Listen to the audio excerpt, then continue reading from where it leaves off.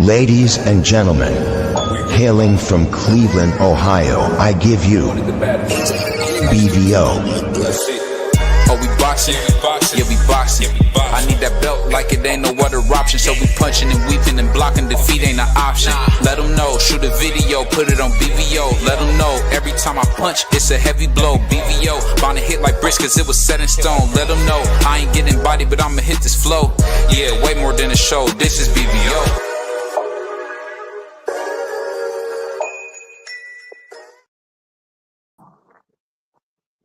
Yo, what's up, y'all? Happy smooth Sunday to everybody, man. This is the Sunday edition of Coffee Donut for Gordon. Well, we just gonna call this the weekend talk, man. How everybody feeling? Hopefully everybody had a good weekend. Even though the weekend is boring without boxing, for most boxing fans, and I'm talking about the true boxing fans. Boring weekend. But we do have something to talk about, and we will get into that. AJ versus Wilder.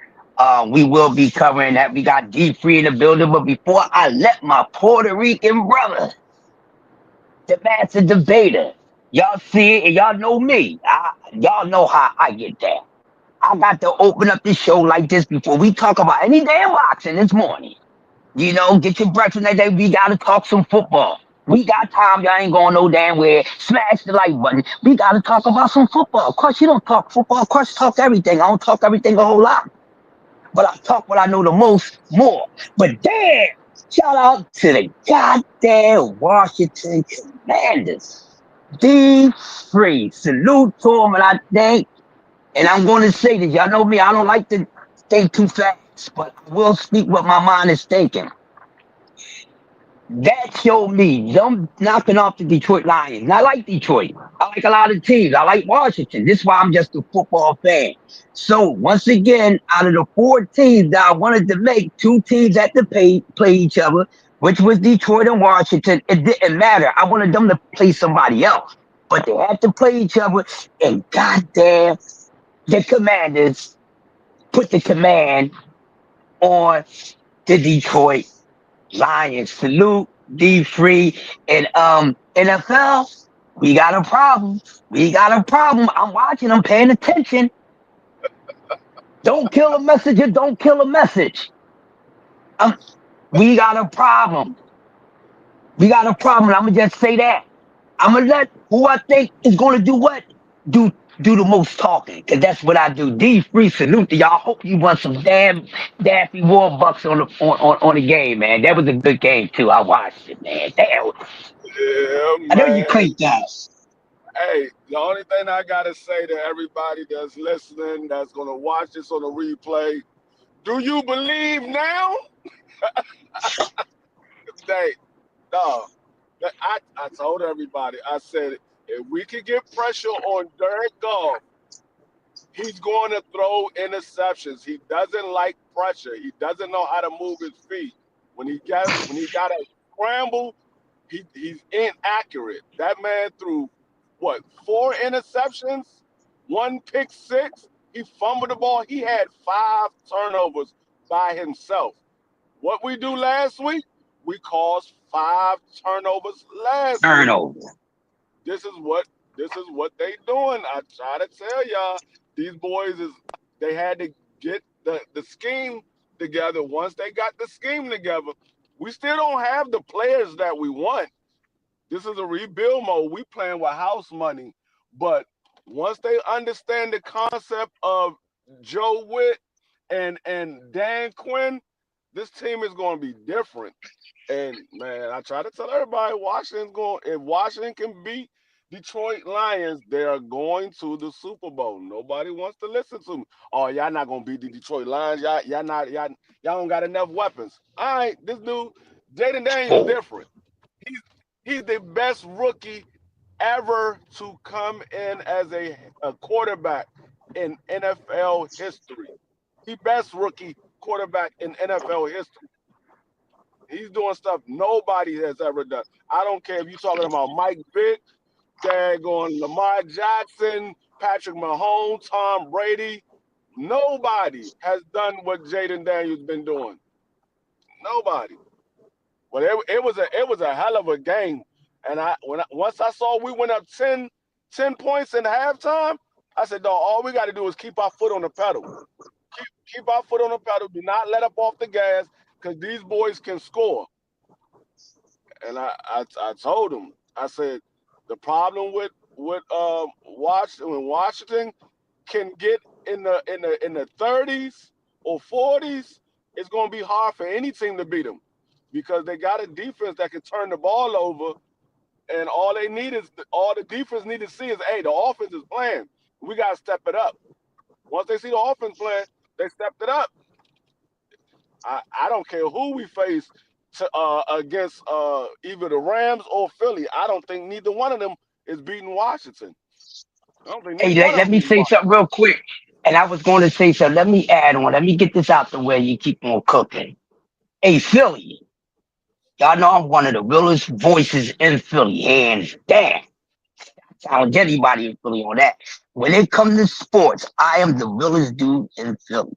Yes, I am. That's why I have so many enemies and so many admirers here in Philly. But hey, Philly, uh, y'all got a mother effing problem. Philly, if y'all get past the Rams, this game with Washington is downright a flat 50-50 game. I don't care what you say. And I might be making it 45-55. Stay tuned for who that goes to. But y'all already know me. Y'all already know who I'm giving that to. I'm being honest. I ain't gonna even hold y'all. Y'all ain't got to think. I'm giving the edge to Washington. I have my mother effing reasons.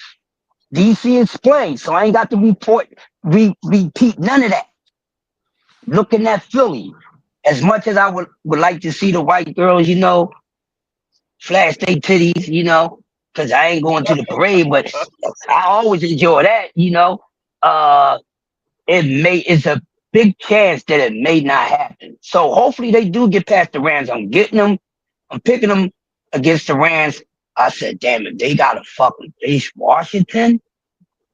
Ooh-wee, boy, and all the Washington fans here in Philly is going nuts. My man won 5,000 last night. Diehard Redskins fan. He still call them Redskins. I won 1,500. I won 1,500 last night. Mm. These niggas was like, no, the daggone the plus minus was 350. I was like 350. I was like, oh, I gotta take that. I won 1,500 last night. And BVO came up on my live. He was like, hey, I was sitting there room for Washington. He was like, man, you want me to lose my money? I said, ain't nobody tell you to bet against Washington. I told you what was gonna happen. And I see what D1 saying. No, D1, I don't care what you say. You name a rookie quarterback that had a better season than Jaden Daniels. You can't. Yeah. You can't name a rookie quarterback that had a better season than Jaden Daniels. Far as stat-wise, far as wins, far as accomplishments, there's no rookie that had a better season than Jaden Daniels. And there's no rookie that has won a championship as a starting quarterback. This man started the entire season. The team was 4-13 last year. They're 12-5. Every game they played in the playoffs has been on the road. These dudes are stomping mud holes in people. They're stomping mud holes in people. I mean, there's no quarterback in NFL history. You can look at stats. Everybody, all you got to do is listen to all the analysts. They still have their doubts about Washington going to the Super Bowl, but they ain't having no doubts about Jaden Daniels. They all crowning him as the best rookie quarterback ever in NFL history. Nobody's had better stats than Jaden Daniels as a rookie. Right. He a bad dude, man. Ooh, he a bad dude, but man, listen, it's on. I gotta give credit where credit is due, and I gotta give my appreciation.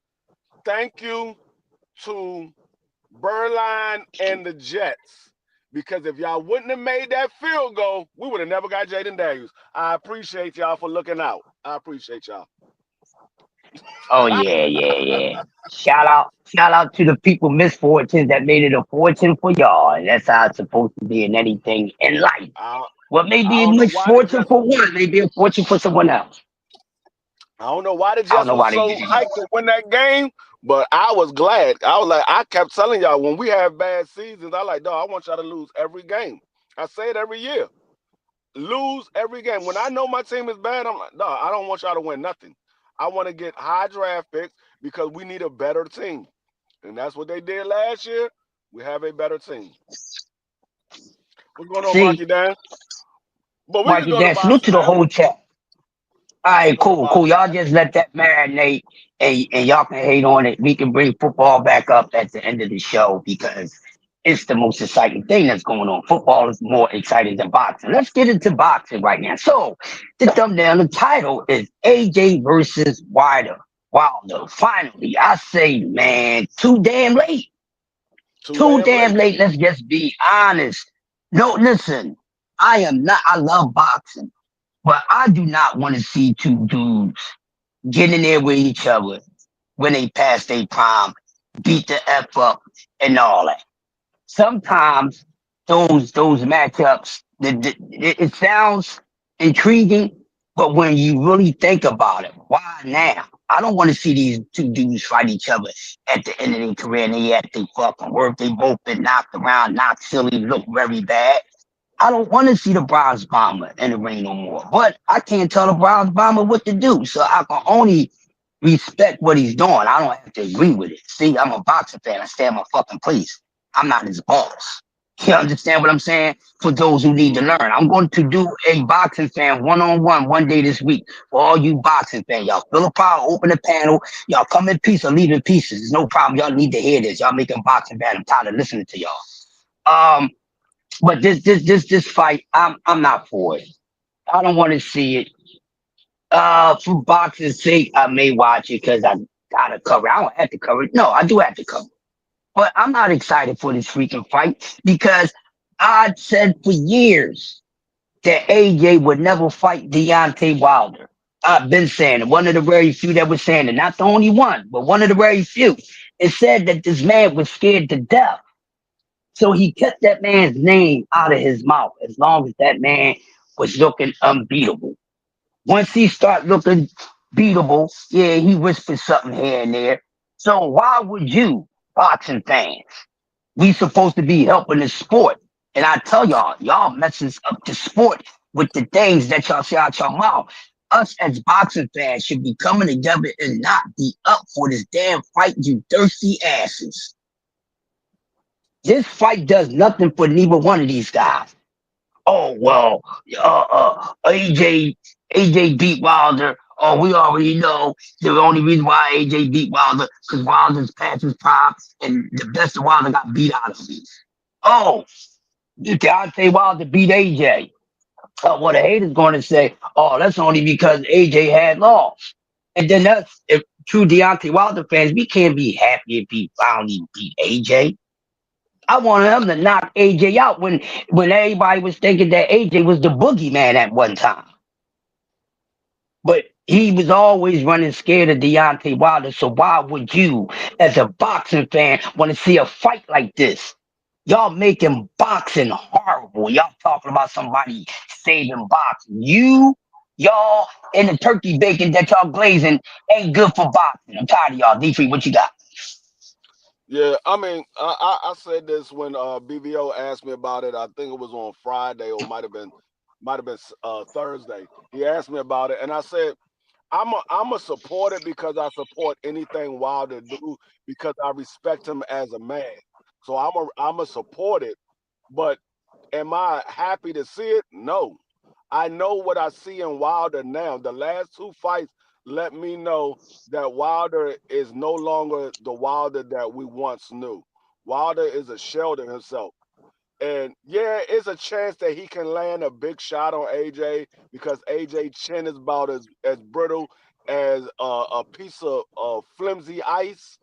But the problem is, Wilder doesn't throw straight shots anymore. He doesn't throw straight Nope. shots. So I don't see Wilder winning this fight. Do I want Wilder to win? Yes. I just don't see him winning because he's not the same Wilder anymore. This Wilder that we're looking at right now is a Wilder that if I didn't know any better, I would say he's just collecting a paycheck. But I know Wilder don't need the money; he just want to fight. But it's not the same. It's not. It doesn't have the same steam as it had 5 years ago or even 3 years ago. It doesn't have the same steam. So I mean, I'm gonna watch the fight, but if it's something else better on, I might skip back and forth between the two because I don't really Yeah. care. But like I said, I'm gonna support Wilder, so I'm gonna watch the fight, but it doesn't have the same steam that it had before. And it's not that I'm hating on AJ or I'm hating on Wilder. I just know what I see. This is not a it's not a matchup that you like. Oh, this gonna be a great fight. No, it's not that. We saw if you watch the last two Wilder fights, you know Wilder is not the same fighter that he was a couple of years ago prior to fighting Tyson Fury. Those three fights.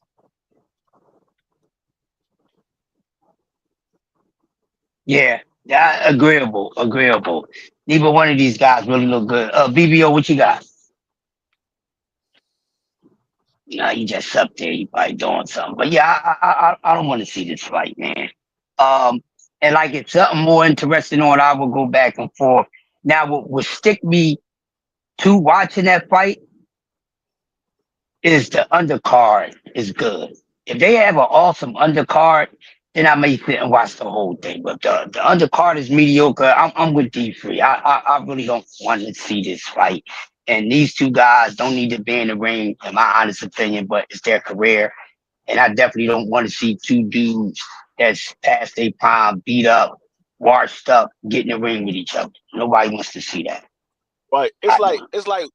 it's like watching Lennox Lewis versus Riddick Bowe now. Right. What are we watching? What are we watching that for? Riddick Bowe versus Lennox Lewis now?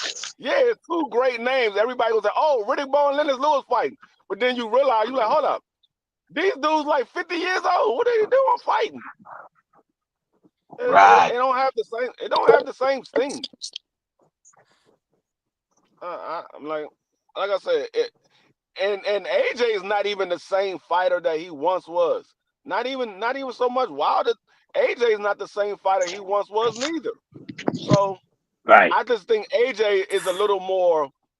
He got a little more fight still left in him than Wilder, in my opinion.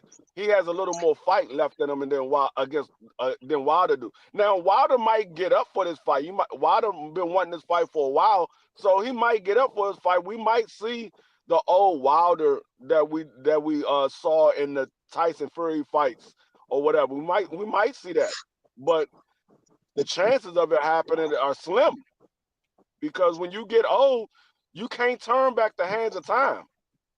It is what it is. Wilder's about to be 39 years old. He's pushing 40. So it is what it is. I don't know Yep, what's it going is on with what it BBO. is. He'll be up here in a second. DVO probably picking boogers listening to Biz Markie. Who knows?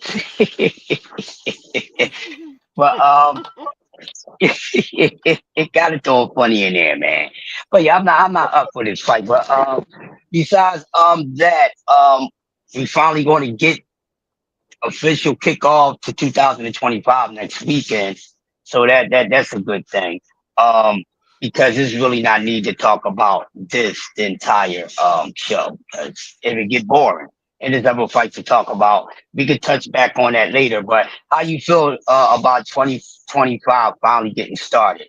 And I can't wait till February because that's the most loaded month out of the first quarter right now. From the last time I looked over the schedule from here to March, and it looked like the most loaded month. Yeah, I mean, we got Monster Inoue fighting on the 24th, but the opponent that he's fighting, I don't think he's gonna last 4 rounds.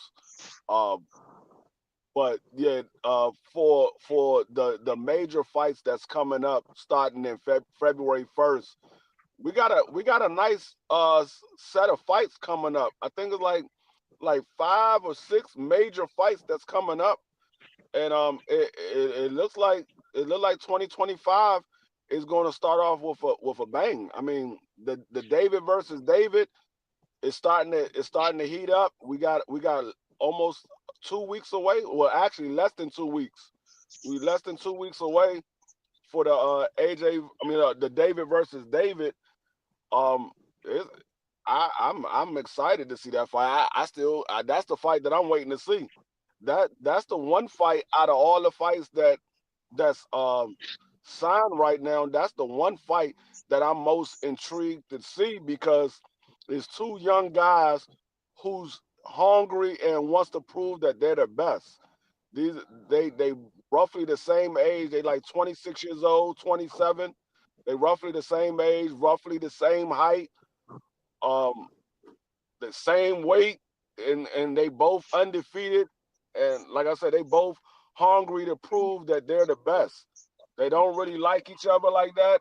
So I expect to see fireworks. Um, I still don't believe anybody's going to get knocked out. I think it might be a knockdown here and there, but I don't think anybody's going to get stopped. But we very well could see a knockout. Very well could see a knockout. Yeah, that's possible, man. Yeah, I agree with you on that. We can see that it should be a good fight. They don't like each other, so I love it when two fighters get in the ring and they don't like each other. Meaning that most of the time they ain't gonna have too much respect for one another. So I love when it's like that.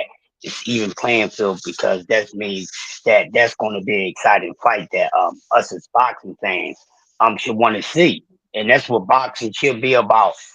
All this brand name stuff. I'm tired of it because just because these names are big, um, doesn't mean that they are the best. Everybody that be saying is really the best are really not the damn best. They're not. This fighter that's better than all our damn favorites that may come above surface and may not. But I'm tired Yeah, of the brand name. Everybody thinking that a good fight, or it got to be somebody that y'all basing these fighters off of their name. You're not really basing it off for these skill set or whatever. You base it off of their name and who they fought. You're not basing it off their skill set and their talent. You're not. Because to say that Lamont Roach for the ones who said he was a bum, you can't beat him for one. All right. That's number one. For two, he's not a bum. Just because you're not a fan of him or his name ain't a part of the big circuit doesn't mean that he won't be a good opponent. Because the fighter that you may want to see somebody get in the ring with, if they do get in the ring with him, and then your fighter that you've been craving for them to get in the ring with may not be a good fucking performance. They may show up and don't show out. They just showing up. Uh Mel Charlo, he just showed up. And we've seen him fights when we thought, look at Manny Pacquiao and Floyd. Now, I don't give a damn about them fighting years later because everybody thought Manny Pacquiao would still be the same Manny Pacquiao he once was. So don't even try to sweep that under the rug because it's been coming out in y'all pores every time y'all speak about it. So y'all expected Manny to be Manny. Y'all didn't expect Floyd to be Floyd. You know what I mean? Y'all expected Manny to go in there, jump down on him, run down on him. He ain't do none of that. He didn't do none of that. He was very cautious, which he should have been. So he didn't really live up to the hype of his fucking fans. And they know it, and I know it. Even with Floyd. Floyd didn't live up to the hype of performance from his fans. So all that shit don't mean nothing. Just because you get two big names together doesn't mean you're going to get a good goddamn fight. Errol Spence and Terrence Crawford. Was it really a good fight? No, it was a one-sided ass whipping. There's no such thing in a good fight when it's uncompetitive. So no, that wasn't a good fight. What are y'all talking about? I got to pull a whistle on y'all. I got to blow the whistle. That wasn't a good fight. That was a good performance and a great performance by Terrence Crawford. But it was not a good fight because Errol Spence couldn't do a damn thing, regardless of what happened. So that wasn't a good fight. That didn't live up to the hype. Now, Terrence Crawford, his performance did, and it shocked some of his goddamn fans. Because come on, get the fuck out of here. Excuse me. I ain't supposed to be cussing. But excuse me, y'all ain't gonna get away with that. Y'all ain't expect him to do that the way that he did it. Stop it. Stop it, stop it, stop it. Let's be honest. So get away from that. What makes a good fight?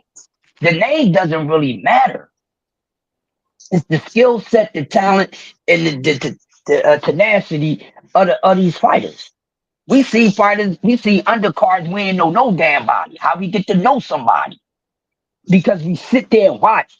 And there's a lot of times there been undercards and pre-undercard fights that was better than the big name fights. What are we talking about? So you can't have it both ways. Which side are you going to be on? So I don't really care Yeah. about that. That's all I care about, who's getting in the ring. And I might say, I don't know this dude. Or I might go look him up. I said, okay, well, he getting in the damn ring. That's all I care. Even the guy coming in and lose, as long he coming in trying to win. That's what makes it an exciting fight. It ain't about brand names all the time. Oh, he need to fight this person. He need to fight that person. And all this and all that. No, he need to fight somebody, and somebody need to fight him. They ain't afraid to get in there and try to go win. That's all that matters. Yeah, I agree with everything you said. Like we get so hooked on the name, the fighter that everybody's talking about, the fighter that everybody's watching. But we forget that this is boxing. Anything can happen, and we forget that there's a lot of fighters that doesn't have good promotional companies behind them. And you just automatically think, oh, because he hasn't fought anybody that you know, or he hasn't fought anybody of note, that he's not a good fighter. Uh, did y'all forget about Martin Bacoli versus Big Baby Anderson? I try to tell y'all that Anderson is not ready for this fight. Everybody like, man, who's Mark McCody for? He ain't nobody. Well, you found out who he was. Now everybody is on Martin McCody now. Well, I tried to tell y'all before then. Martin McCody's a good dude. He stopped the boy in sparring. He stopped Usyk in sparring. He's a good fighter, dog. This dude's a good fighter.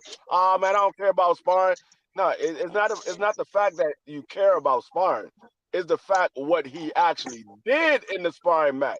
Yeah, there's guys that can get out on somebody in sparring. I don't care about getting out on somebody, but when you say he stopped them, and these guys literally got stopped.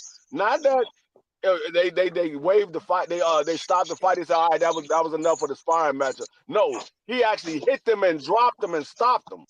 That this is different. It's different because they got on bigger gloves. They got on headgear. I'm like, dog, I don't think Big Baby Anderson's ready for this. So yeah, we gotta stop feeding so much into these big name fighters. Oh, where he's on TV, everybody know who he is. Yeah, he is. But what about this dude over here that nobody's talking about, that's whooping everybody that he gets in the ring with? Y'all better start paying attention to him, because he might be fighting your favorite one day. So I mean, it just things like that.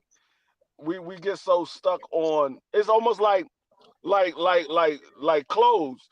Everybody's so quick to get the name brand clothes, and they forget.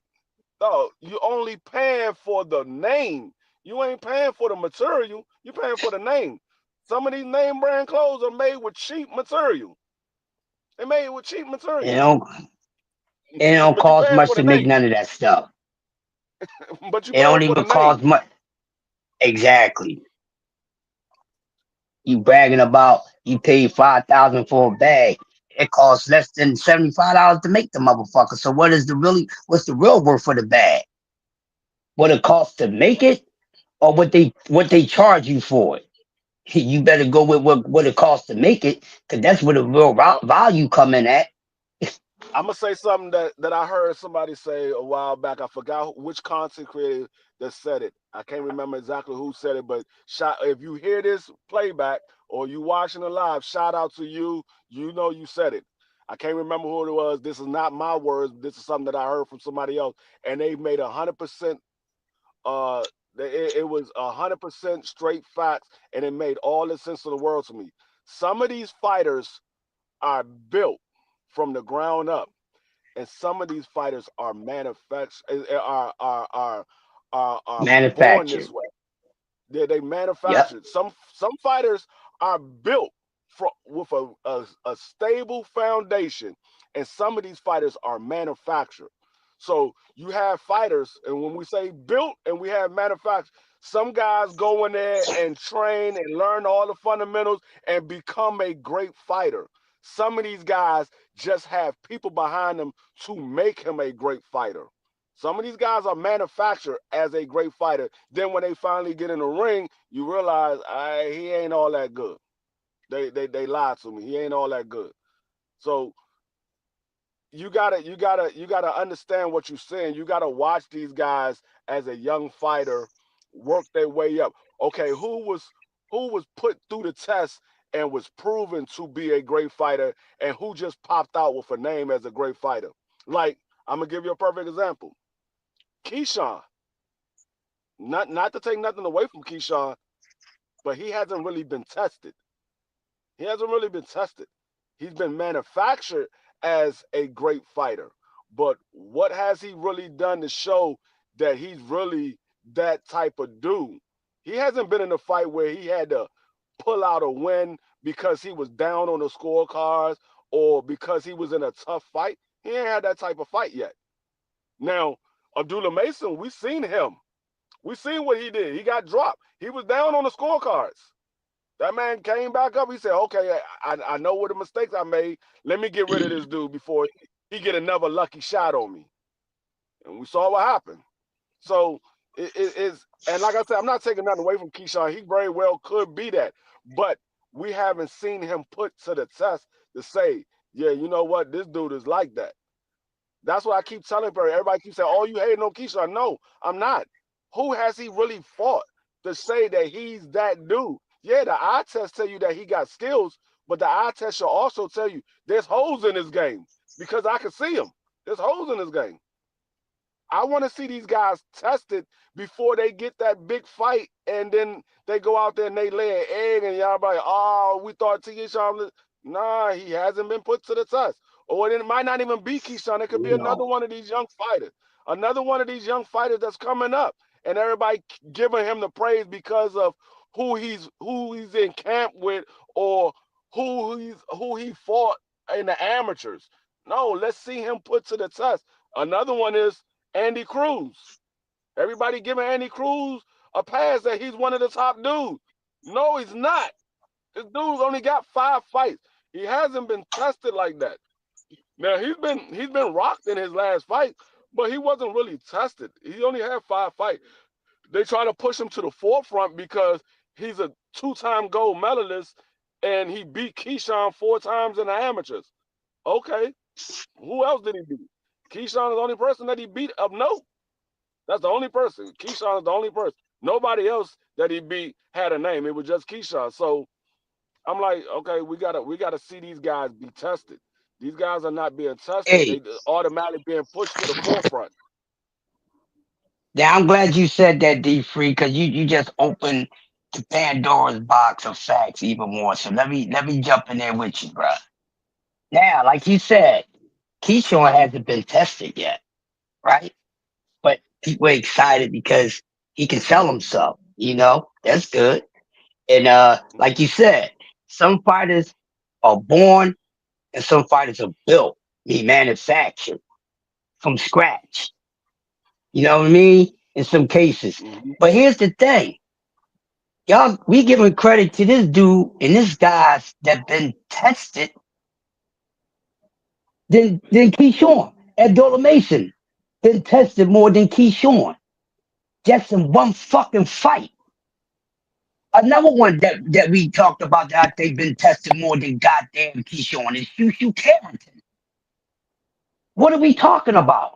And been tested more than Andy Cruz. But we talk about Keyshawn because he's such a big deal. He hasn't been tested. And for people to get excited and say for a guy that hasn't been tested, and you can see that he's elite with all these damn holes, before we called anybody elite, we seen some holes was sold up. You see what I'm saying? So to say that he's this He hasn't been tested. I guarantee you. He get in there with any of those top dudes. It ain't just about Tank. They gonna beat him. He gonna look like he lost in the sauce and everything. I don't got him beating none of them dudes. If him and Shakur fight, I got Shakur beating him. I don't give a fuck about he can punch.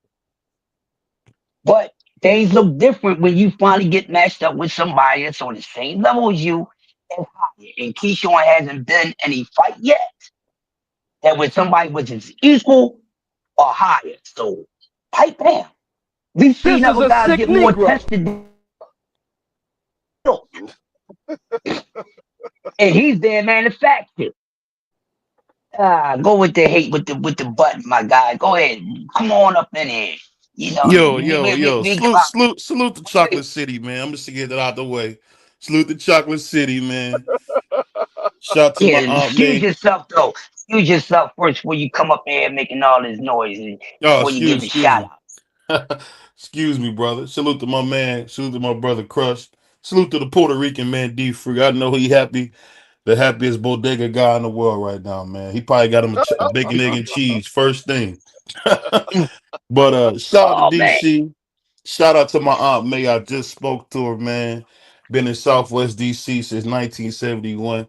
Shout out to my auntie. I know she happy about y'all winning. But I gotta say, man, the cap that we hearing about my man Keyshawn is crazy. Can he beat Tank Here right we now? go. No, he can't beat Tank right now. But guess what? Guess what? Not because he can't, but because he'll never get to fight. At the end of the day, and I want to be careful. I want to tread lightly because I know a lot of people love and care about Tank. I know you got a lot of loved ones out there. But guess what, Here you go. man? You wanna get No spanked. one, no one's doing anything to him that we didn't do to Floyd. No one's doing anything to him that we didn't do to Oscar. At the end of the day, I'll be glad when the people that we want to see fight. It's just that simple, man. I don't think fans are asking anything like hard to ask you to fight. Just like when Keyshawn recently got exposed. I mean, not Keyshawn Shakur recently got exposed for lying, saying that Tank didn't send him offer. And we know he did. Now, Steven Espinoza could be a liar. I don't think he would. But come on, man. At the end of the day, a lot of guys have duck Tank. So I'm gonna just tell you as a fan, we gotta pump our brakes because at the end of the day, it's gotta make sense. It's gotta make sense. Just like this AJ and Wilder fight. These are two geriatrics fighting. This ain't nothing but what was that? Hakeem Rockman when he fought James Tony a couple months ago. This ain't no huge fight. They both, as my man Puerto Rican Free would say, they both completely done. Um, Water don't even look like half the man he was. Ever since you know what? I'll be honest. Water has looked punch drunk ever since that second, fight with Fury. He don't look like that strong, scary uh Ebony Prince that we seen from Alabama. We haven't seen him in years. AJ, everybody's favorite. The British boy with the great smile. He getting beat to death now. I mean, it's going. Do you know what this fight is going to be like? It's just going to be two old guys like Lewis versus Tyson. Two old guys. Whoever wins wins. But I hope it's Wilder. But the fight didn't happen when it was supposed to. But Joshua did tell us that hey, even if the fight don't happen 5, 6, 7 years from now, as long as I fight him. So shout out to AJ for keeping his word. I'll tell him that I appreciate that. I don't know about y'all, but I appreciate AJ saying that. He keeping Nah, his I word. don't appreciate that. I don't appreciate that because, yeah, it happened when you felt like he was no longer a threat. I don't. That's like me being a great football player, and I say can't no wide receiver get out of my zone. When I'm in the zone, I can check any wide receiver, and they're like, well, we got the best wide receiver over here. Man, I ain't playing him right now. I'll play against him later.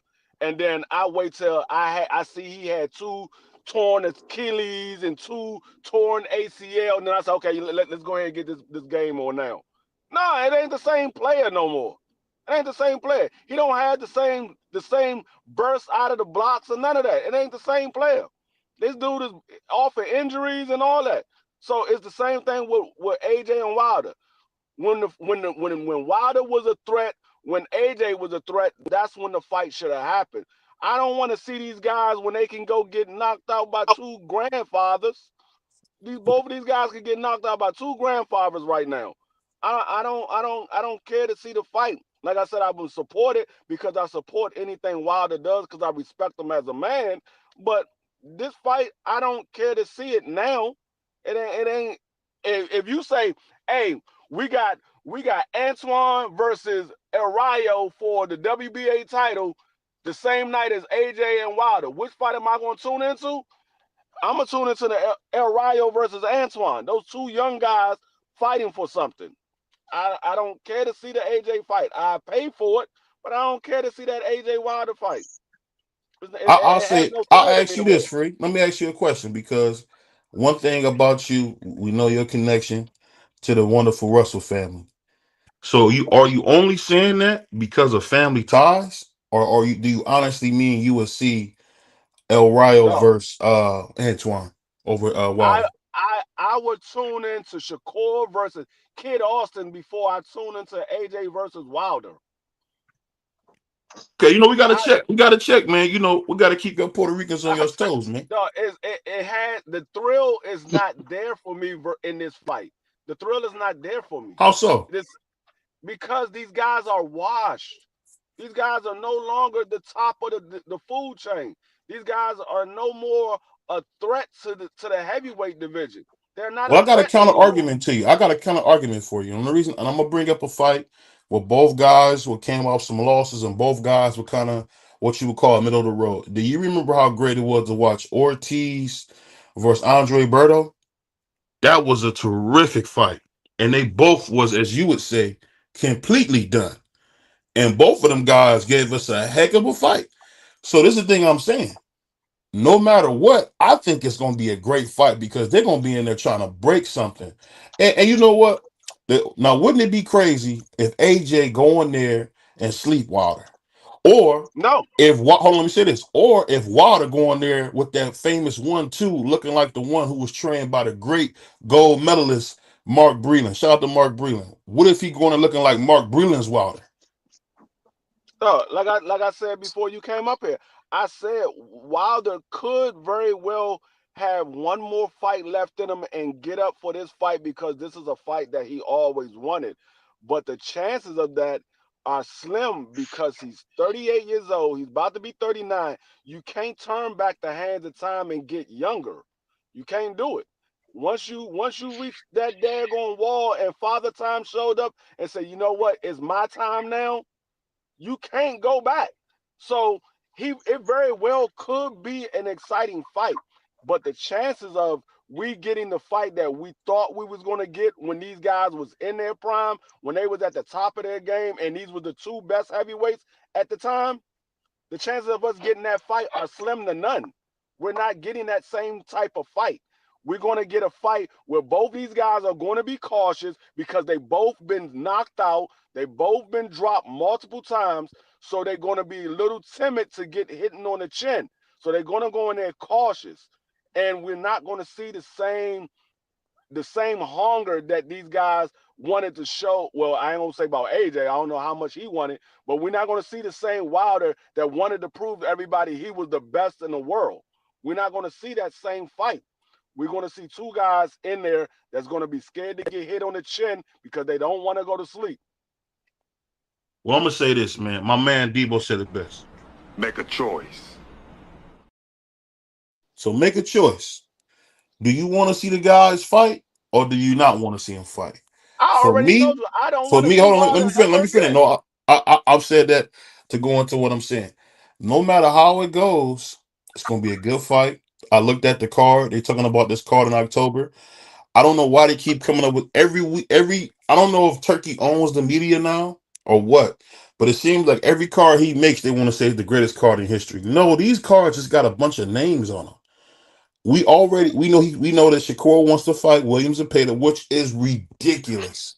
We seen Tevin Farmer beat the life out of Zepeda. So why do we want to see you go in there and beat Zepeda? Anybody with a brain knows you put a slick black Puerto Rican in there with a come forward fighter, unless you're Oscar, they're going to lose. That's how this works. It's the how this works. Because one thing I think people don't understand, if Crawford is to fight Canelo, right? Do you guys remember that Floyd was walking was walking Canelo down. So if Floyd, who was old and small, can do that, you don't think Crawford can do that? So we can play any games we want. I'm gonna take the fight. I'm gonna take the fight rather than watch no fights, because one thing about boxing fans, and this is something I had to learn as a creator, whatever we call this. You know what? I'm just a fan. I'm not paying for the fights, and I'm grateful for the fights that we do get. Because you know what? The problem with the sport is we do way too much talking about what could be or what's possible, other than focusing on what's going on tonight. Because if we just go off the optics of things, guess what? The Lions were supposed to destroy the Redskins, but it didn't happen that way. You still got to play the game. So no matter what, Wilder and Joshua might get in there and give us a classic. Because do you guys remember when James Toney went in there versus Evander Holyfield, who was 100 years old? That was one of the best performances we ever seen from James Toney. So you don't know what you're going to get till you see it. So you can judge it. You can say, "Oh, I don't know if I want to see this," but guess what? Wait till the fight come and then make your decision. Because no matter what, the fight's coming, and I'm glad about it. But go ahead, free my back. No, I mean Well, go ahead. you you gotta also you just said they talking about making this fight in October. Why are we waiting so long? We already waited 7 years for this fight to happen. Why are you waiting all the way till October? It's January. That's even more of a reason that I don't want to see. You putting more of a ring rust on these two guys? They ain't got no fight coming up right now. Why they ain't getting a fight in now? Why we gotta wait till October? No, that's even more of a reason why I don't want to see the fight. They both got a tune-up Thank you, coming. D. They both got a tune-up coming because Wilder's gonna be fighting the dark skinned guy. I just lost his name, the one that Charles. got out of the ring with Jogba. And they're trying to do a rematch with James Franklin. I think his name is James Franklin. With AJ. They're trying to do a rematch with him. So they both gonna come off, which should be relatively easy, wins, and go right into fighting each other. So they're gonna both be active. So I'm excited about that. So they can make that Man, they can make that fight instead of those fights. listen, man.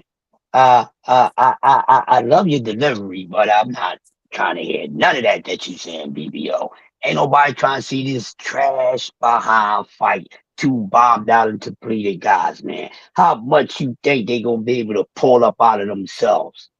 Not much, cause it's going and been going. The thrill is going away, just like the classic song. What are y'all talking about? All this y'all keep hoping and wishing. If Wishbones was really effective like that, then we'd have what we want. None of us would be working. This fight is still not good. I hear your comparison, but guess what, my man? They're not even one of those guys. They're not even one of those guys. And I didn't think that was it was a good fight. But say it was a classic, that's your opinion. So your opinion don't count over my opinion. And my opinion don't count over yours. But to sit here and try to make it seem like this is going to be a good fight, no, it's not. It's not gonna be a good fight. Dude's gonna get in there and look all crazy, all out of touch, out of beat. It's gonna take damn near rounds for these dudes to bust out sweat. These guys, the best moments in years in the sport has left. Ain't no reincarnation with that. Once it's over, it's over. Once it's done, what you gonna do? Once something is cooked, what you gonna do? Cook it again?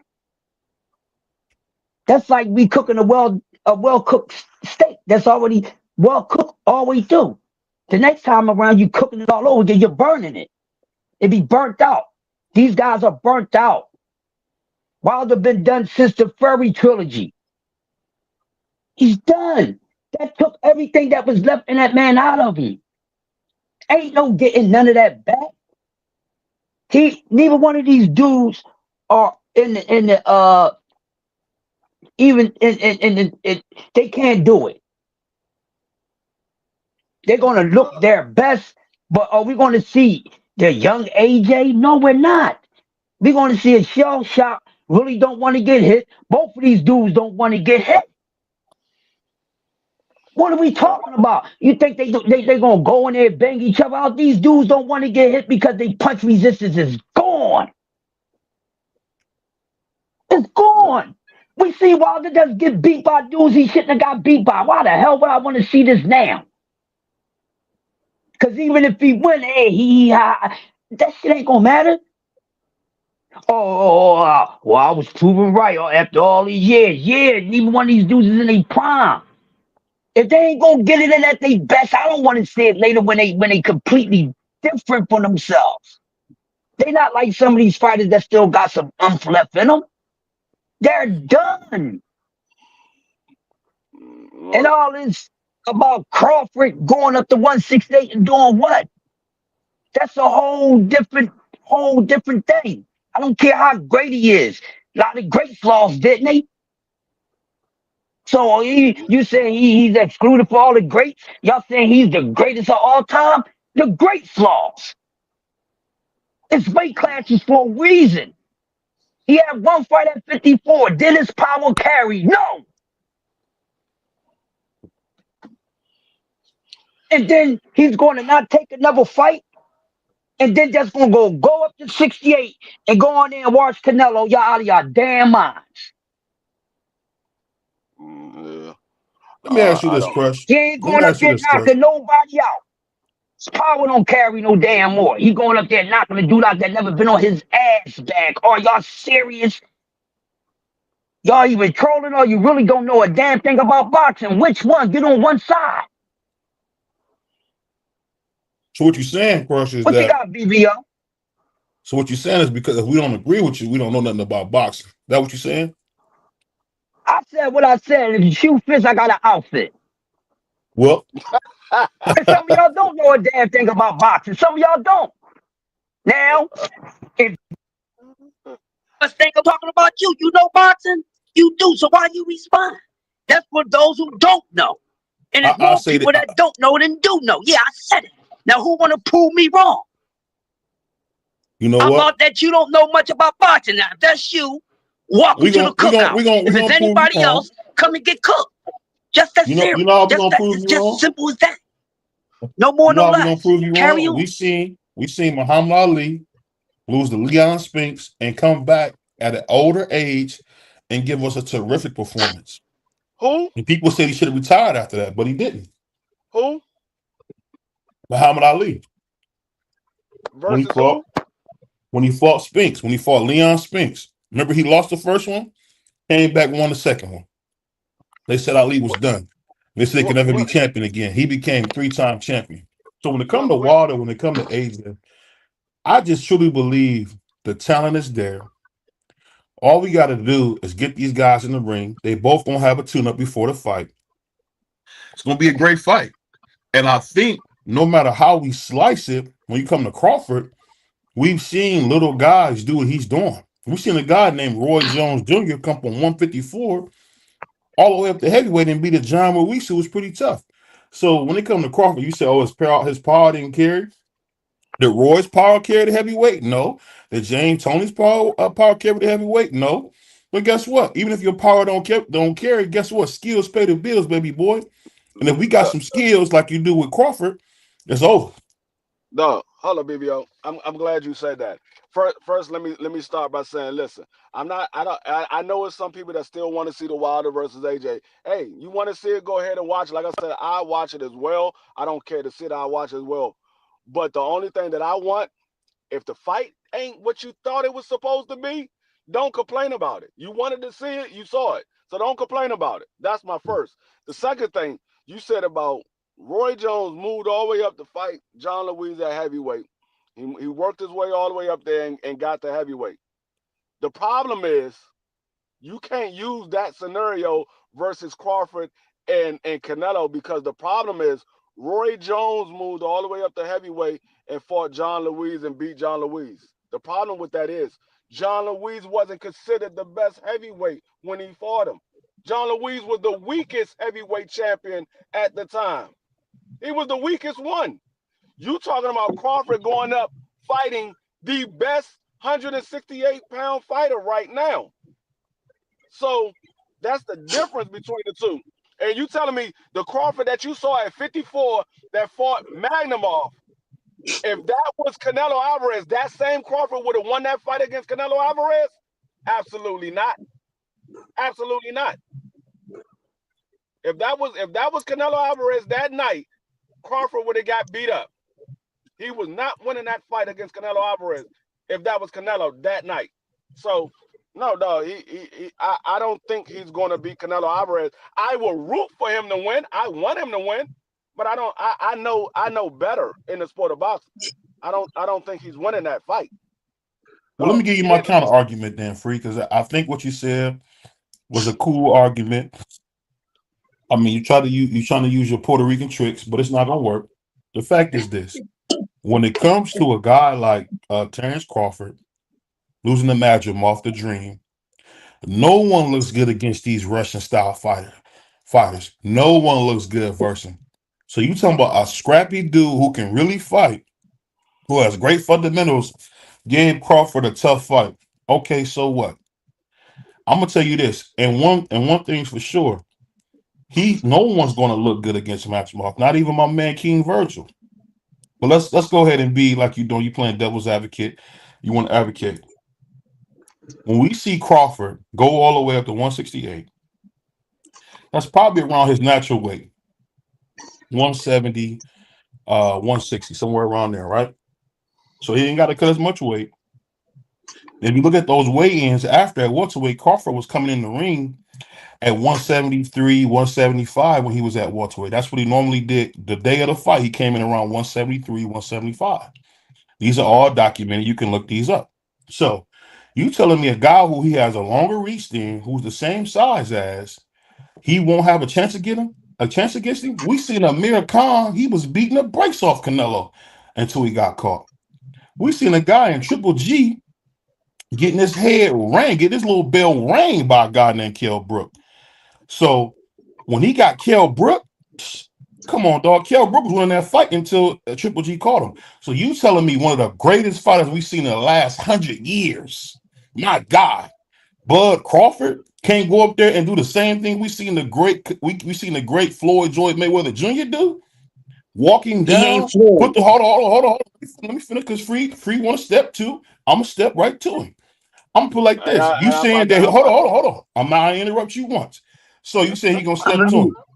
We know for a fact if Crawford just come forward like we seen with Tevin Farmer versus Cepeda, it's hard for a pressure fighter to deal with that. And we know for a fact he's not going to run through no Terrence Crawford. Nobody has, nobody will. So what happens when Crawford starts walking Canelo down, busting him up? Because one thing about Canelo, he ain't fought nobody at 68, as my man Crush would say. He ain't fought nobody. He didn't fight that big dad bod dude Benavidez, and he sure as heck didn't fight that Cuban sandwich Morrell. So he didn't excuse me, he did not fight the best guys at 68. So stop that. So at the end of the day, Crawford's gonna go up there, walk him down, and give Canelo a boxing lesson. And I'll put it like this: I don't think he can stop him, but I think he'll hurt him. And we'll see. And like I said, Free, before you come for the crown, just be ready. Go ahead. Okay. I'm glad you mentioned those two fighters, Amir Khan and Kell Brook. Say Amir Khan was whooping Canelo before he got stopped. Amir Khan was also whooping Bud before he got stopped. You said Kell Brook was beating Triple G before he got stopped. Kell Brook was also beating Crawford before he got stopped. So you're not saying anything. Both those guys got stopped. They both got stopped. We talking somebody who ain't never been stopped, ain't never saw the canvas. He don't even know what the daggone emblem on the canvas look like. He's never been down there. So you talking about guys that's been stopped already. Well, those same guys was beating Crawford too until Crawford stopped them. So you telling me Crawford gonna go up 2 weight classes and he's gonna do something nobody has ever done to Canelo Alvarez and since what, Floyd Mayweather? Because If you want to say Bivol, bigger weight class. Canelo moved up to that weight class. Bivol put a beating on Canelo. Crawford is not Bivol. Crawford is not Floyd. Crawford is Crawford. Stop saying all these other guys like they are Crawford or like they are Canelo. Neither one of those guys are Crawford or Canelo. We're talking about Crawford and Canelo. I'm talking about what I saw in Crawford, his last fight, with a guy who only had 12 fights.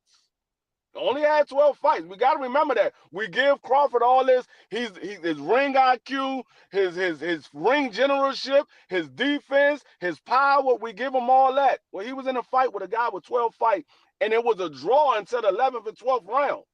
It was a draw. So, like I said, if that was Canelo Alvarez that night at 154, Crawford would have lost that night. He would have lost. Wouldn't have got his hand raised.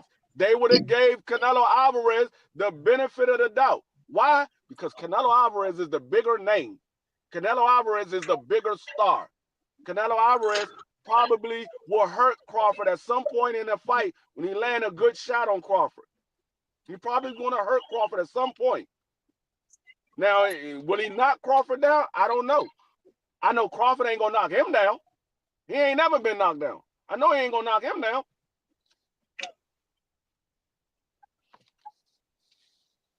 You'll come back?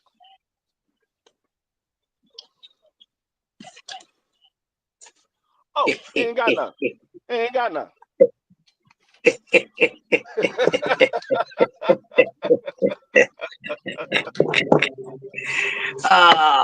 Of course he don't, man. Well, he gonna try to come with something, my guy. Well, I'll say this, man. I'll say this because one thing you got to remember about D Free, he's a Puerto Rican, and we know Puerto Ricans like to run games, so we get it. We get it. He's a numbers runner. That's what we call keep it like Free. This is the thing we got to remember when we see Terence Crawford versus the best guys of his generation, Earl Spence, now Canelo Alvarez. We've seen him meet the occasion. You cannot doubt Crawford at this point. Everybody that you put him in there with, he beats to death. The funny thing about it is this: we talk about Canelo's chin. Canelo ain't looked like Canelo since he fought Danny Jacobs. It's been a long time. Canelo has regressed. Right now, he just happens to be more skilled than a lot of guys, and they can't do nothing with him.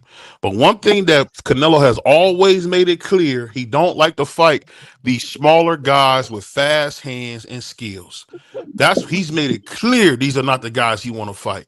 Every time you ask him to fight anybody with some fast hands or good foot movement, he don't want to fight him. Who has good foot movement? David Morrell. Who can bring the power to him? Benavidez. And you trying to tell me a guy like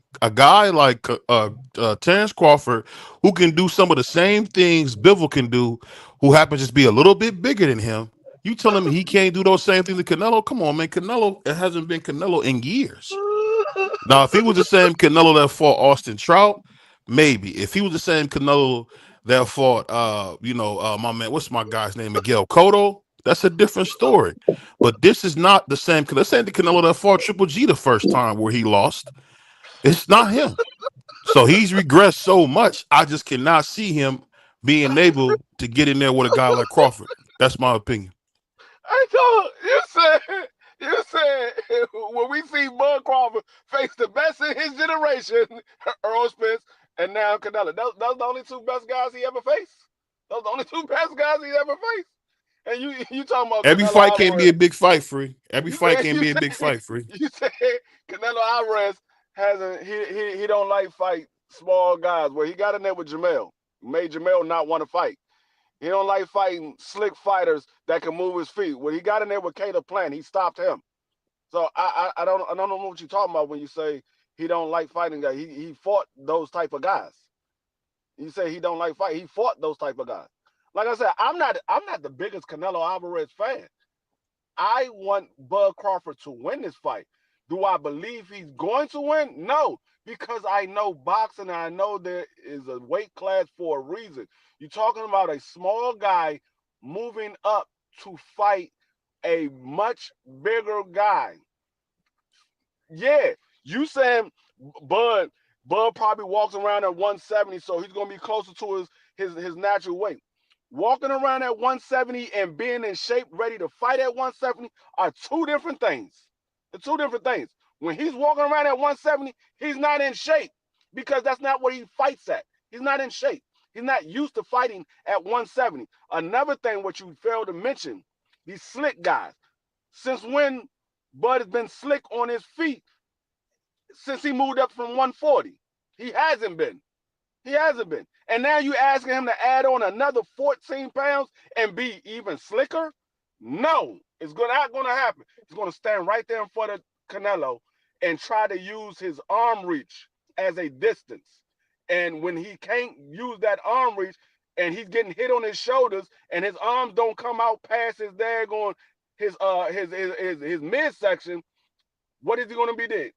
Going to be standing there getting punched on because Canelo Alvarez is going to hit him in the shoulders. Canelo Alvarez is going to hit him in the hip. Canelo Alvarez is going to hit him in the body.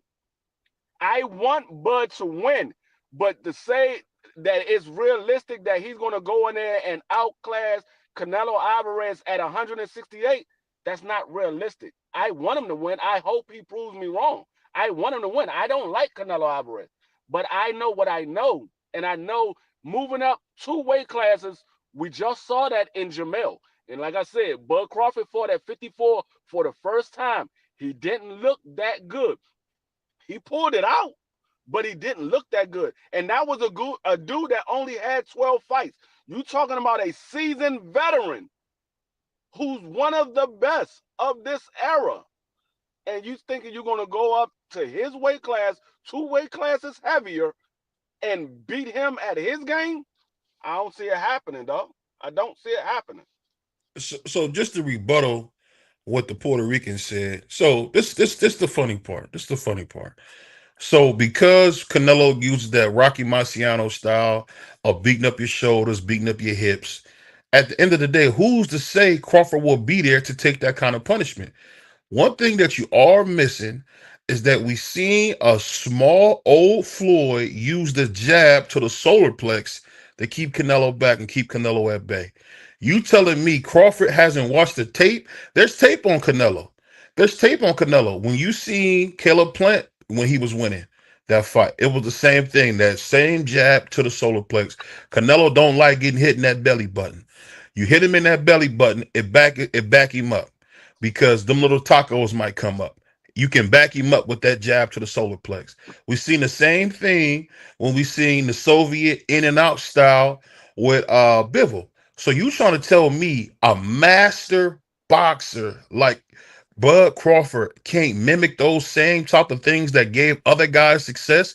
And these are guys who couldn't shine Crawford's shoes on their best day. So for you to come in here with this disingenuous argument as if Crawford is just some cab driver who's not one of the best we ever seen in our lifetime, it's disingenuous and it's wrong. No matter how you put it, anytime you put Canelo Alvarez in there with somebody with any type of skill, he struggles. He struggles. As he said, hold on. I didn't do all that goofy laughing when you was laughing, all that. I did none of that goofball stuff. I'll put it like this. I guess my man Free had too much menudo today. Shout out to the Puerto Rican named Menudo. So he had too much menudo. But I say this. The fact is this. When we look at Bud Crawford, and I'm not the biggest Bud Crawford fan, the man has shown you when it comes to fighting, there's no games, and he's going to reinvent himself every time. As he's gotten to the bigger weight classes, we've seen him move a little bit less, but we've seen him punching a lot harder. This guy had a run at 147 like we never seen. He knocked everybody out. Did he do it against Madrimov, a tricky guy who you sit here and be disingenuous again and say he had 12 fights? The man had over 300 amateur fights. We know for a fact these Soviet guys, just like your boy David Morrell, had over 200 amateur fights. What you fight in the pros does not always tell you is a good barometer on what your experience is, because these guys with 200-300 amateur fights, these guys are already pros. It's just not on paper. So he's fighting a seasoned veteran in Madrimov. So I don't want to hear this crap. Oh, he got 12 fights. It's the same thing while you got David Morrell, a.k.a. Cuban Sandwich, talking about he's ready to fight Benavidez because he got over 200 amateur fights. So don't come in here with these disingenuous arguments. You know for a fact there's a good chance. There's a good chance that Bud Crawford might make Canelo look so bad that he might retire because Bud Crawford has risen to every mountain you said he couldn't do. When they said he couldn't beat Victor Postol, he beat him to death. When they said he couldn't beat they said he couldn't do that at 147. He's too small. He's too light in the butt. Man, he beat the brakes off Errol Spence. Beat the chicken wings out this brother, man. And guess what? When he get up there and beat the Mexican pizza out of Canelo, I don't want to hear you say, "Oh man, I was wrong, man. That dude Bud something." Oh, that Bud is that guy. That Rocky Marciano stuff ain't gonna work because guess what? What happened when Rocky Marciano fought Jersey Joe? Jersey Joe he won, but Jersey Joe showed him, hey, movement and being able to push your fighter backwards. We seen for a fact that anytime you push Canelo backwards, he gets tired as hell. So you telling me a dude with a gas tank issue and a bum knee is gonna do something with Bud Crawford? Stop, man. You sound crazy, man.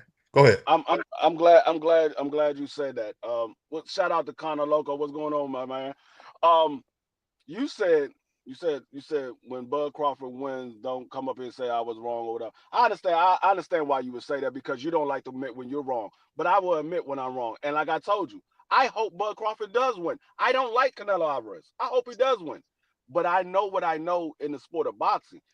I don't think it's a great chance that he's winning. And you saying a guy with a bum knee, is he going to do something with Bud Crawford? Well, we saw a guy fight Bud Crawford with a bum knee. It took Bud Crawford 12 rounds before he can get him out of there. Jose Benavidez, did you forget about that one? Because that man had one leg, and it took him 12 rounds before he can get him out of there. The problem is Jose Benavidez can't hold Canelo Alvarez's water bottle. That's the problem. Because Canelo Alvarez is not Jose Benavidez. If Jose Benavidez can do what he did and last 12 rounds with Bud Crawford, you think Canelo Alvarez ain't going to have success with Bud Crawford? And that was a younger Bud Crawford, a guy who was full of energy, who was still in his prime. You talking about a guy that's 37 years old, about to be 38, who on his way out, and you want him to move up 2 weight classes and beat a younger guy. Yeah, Canelo Alvarez got more fights, but he's a younger guy.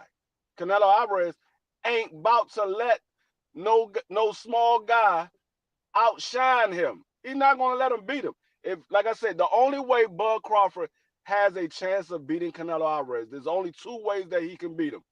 He will literally has to outbox him to where there's no way but to rule in his favor, or he has to knock Canelo Alvarez out. If this fight is close by any means, Bud Crawford is not getting the nod. So we could say, in my opinion, I thought Bud Crawford won that fight, or I think Bud Crawford got robbed. Your opinion doesn't count on fight night. The only opinion that counts is the judges. So whatever you believe is what you believe, but your opinion doesn't count. I want Bud Crawford to win. Do I think he will? No, I don't think that he will, because Bud Crawford is not at that weight class. It would be a difference if Bud Crawford moved up and he had a couple of fights and he said, I want Canelo Alvarez next. That's different. Okay, he got acclimated. He had a couple of fights there. Or he had one fight there and he knows what the weight class is about. He's never fought there. That's the reason why he fought daggone Magnumov, a guy that had 12 fights at 54. You're like, okay, he got a belt. Let me go fight him. He ain't got number 12 fights. I know I could beat him. When he got in the ring, he realized it wasn't as easy as he thought it was. That weight class is a much bigger weight class. These guys hit a lot different. So I want Bud to win. I just don't think that he will, because Canelo Alvarez is a different animal. Yeah, like we talk crap about Canelo Alvarez because we believe he's one of the best, and we wanted to see him fight these guys who is challenging him for his crown. He wasn't doing it. That's why we talk crap about Canelo Alvarez. But make no mistake about it, Canelo Alvarez is a hell of a fighter. He's a hell of a fighter. And he's Canelo Alvarez, and he has only 2 losses for a reason. He only has 2 losses for a reason, because he's one of those dudes. So I just don't think Bud is going to beat him. I'm rooting for Bud to beat him. I don't know how many times I got to say it. I'm rooting for Bud to win. But my pick is Canelo Alvarez is going to win. The same way I wanted Jamel to win, but my pick was Canelo Alvarez is going to win this fight. There's a weight class for a reason. Well, I'll say this. I understand you and Canelo share solidarity, both being of Spanish descent or Latino descent, however you want to put it. But I'll say this. For you to come here with this, I just say it's, and I'm not trying to be facetious, man, when I say this. I just never in a million years thought you would hear one of the most, like, just asinine arguments about Canelo. Canelo has shown you he's not what he once was. His knee is bad. He has a gas tank issue. He has a gas tank issue. And not only does he have a gas tank issue, Canelo has a hard time with anybody that can move. So if you can move, you're going to give Canelo hell for a little bit. And on top of that bum knee, you got to remember Canelo has over 60 fights. Yes, Canelo is only younger in age. Canelo is a very much older man in boxing years. Boxing years is like dog years. You gotta know that. A guy can look old overnight. Ain't that the famous saying we say he looked old overnight? No, it's not that he looked old overnight. It's something called accumulation. The fact is, Canelo's been boxing since he was 15 years old. He's 34, about to be 35. Me and Canelo around the same exact age. Born the same year, 1990.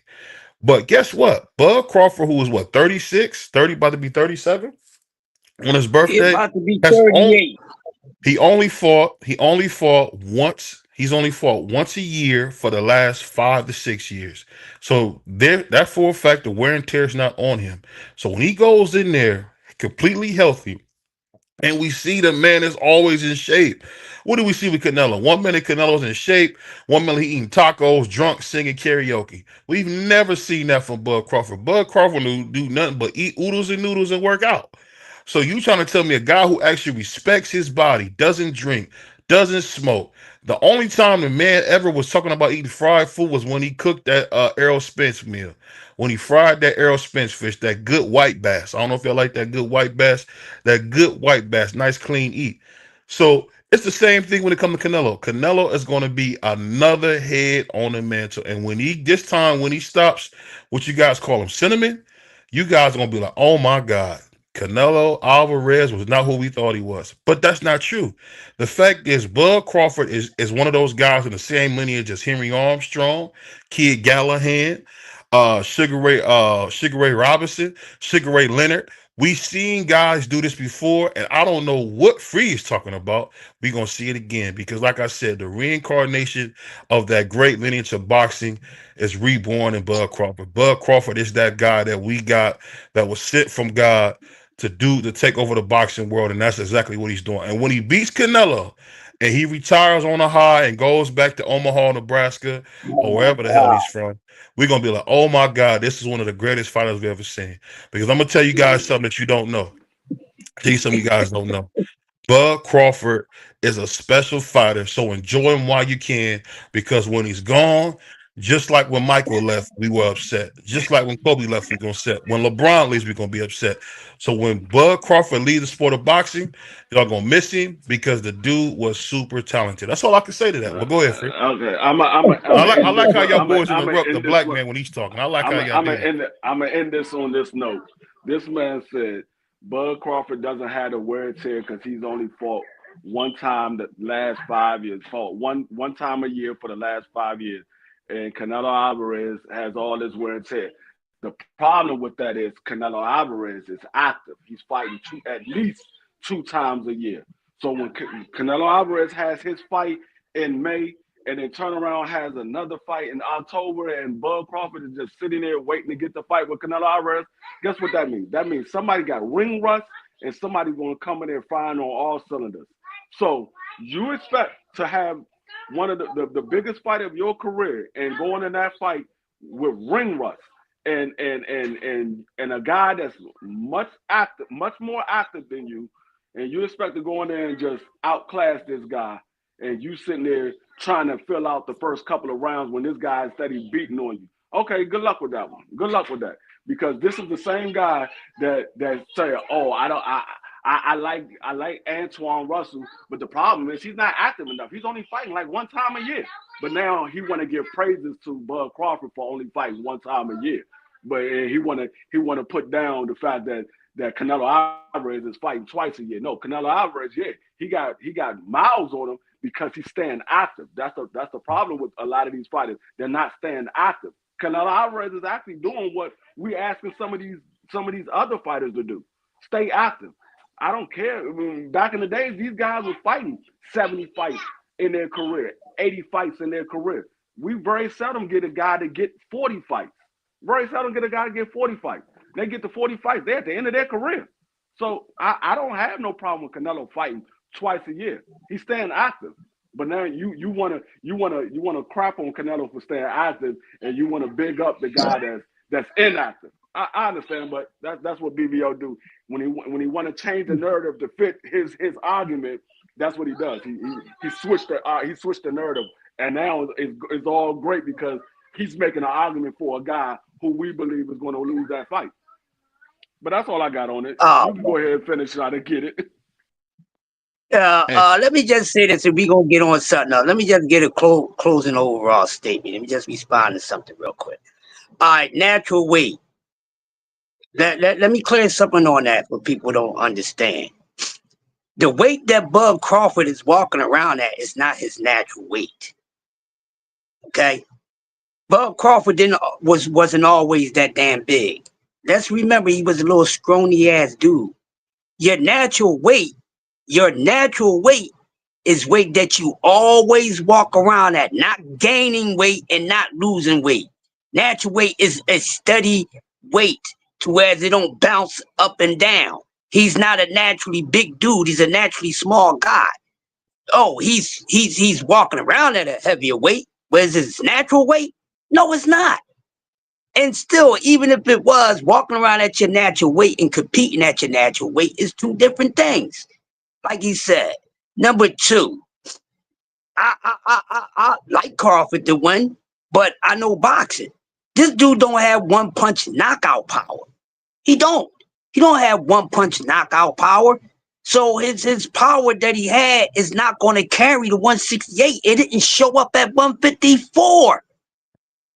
So if it didn't show up at one fight at 154 and then go up another 14 pounds in the weight his power is going to carry, no, it's not. And once again, he's not going to be on his toes like that. Nobody is still the same when he put heavier weight on. Now, that's not going to say that his footwork is going to be trash, but he's not going to have the same, he's not going to be light on his feet like he was at 40 and 35. If you notice, when he got to 147, he wasn't moving around on his feet like that. He started sitting down on his punches. Now, he's a good puncher, but is he a knockout artist? Do he possess that one punch knockout power? No. So his power is not going to carry all the way up there. He has good power.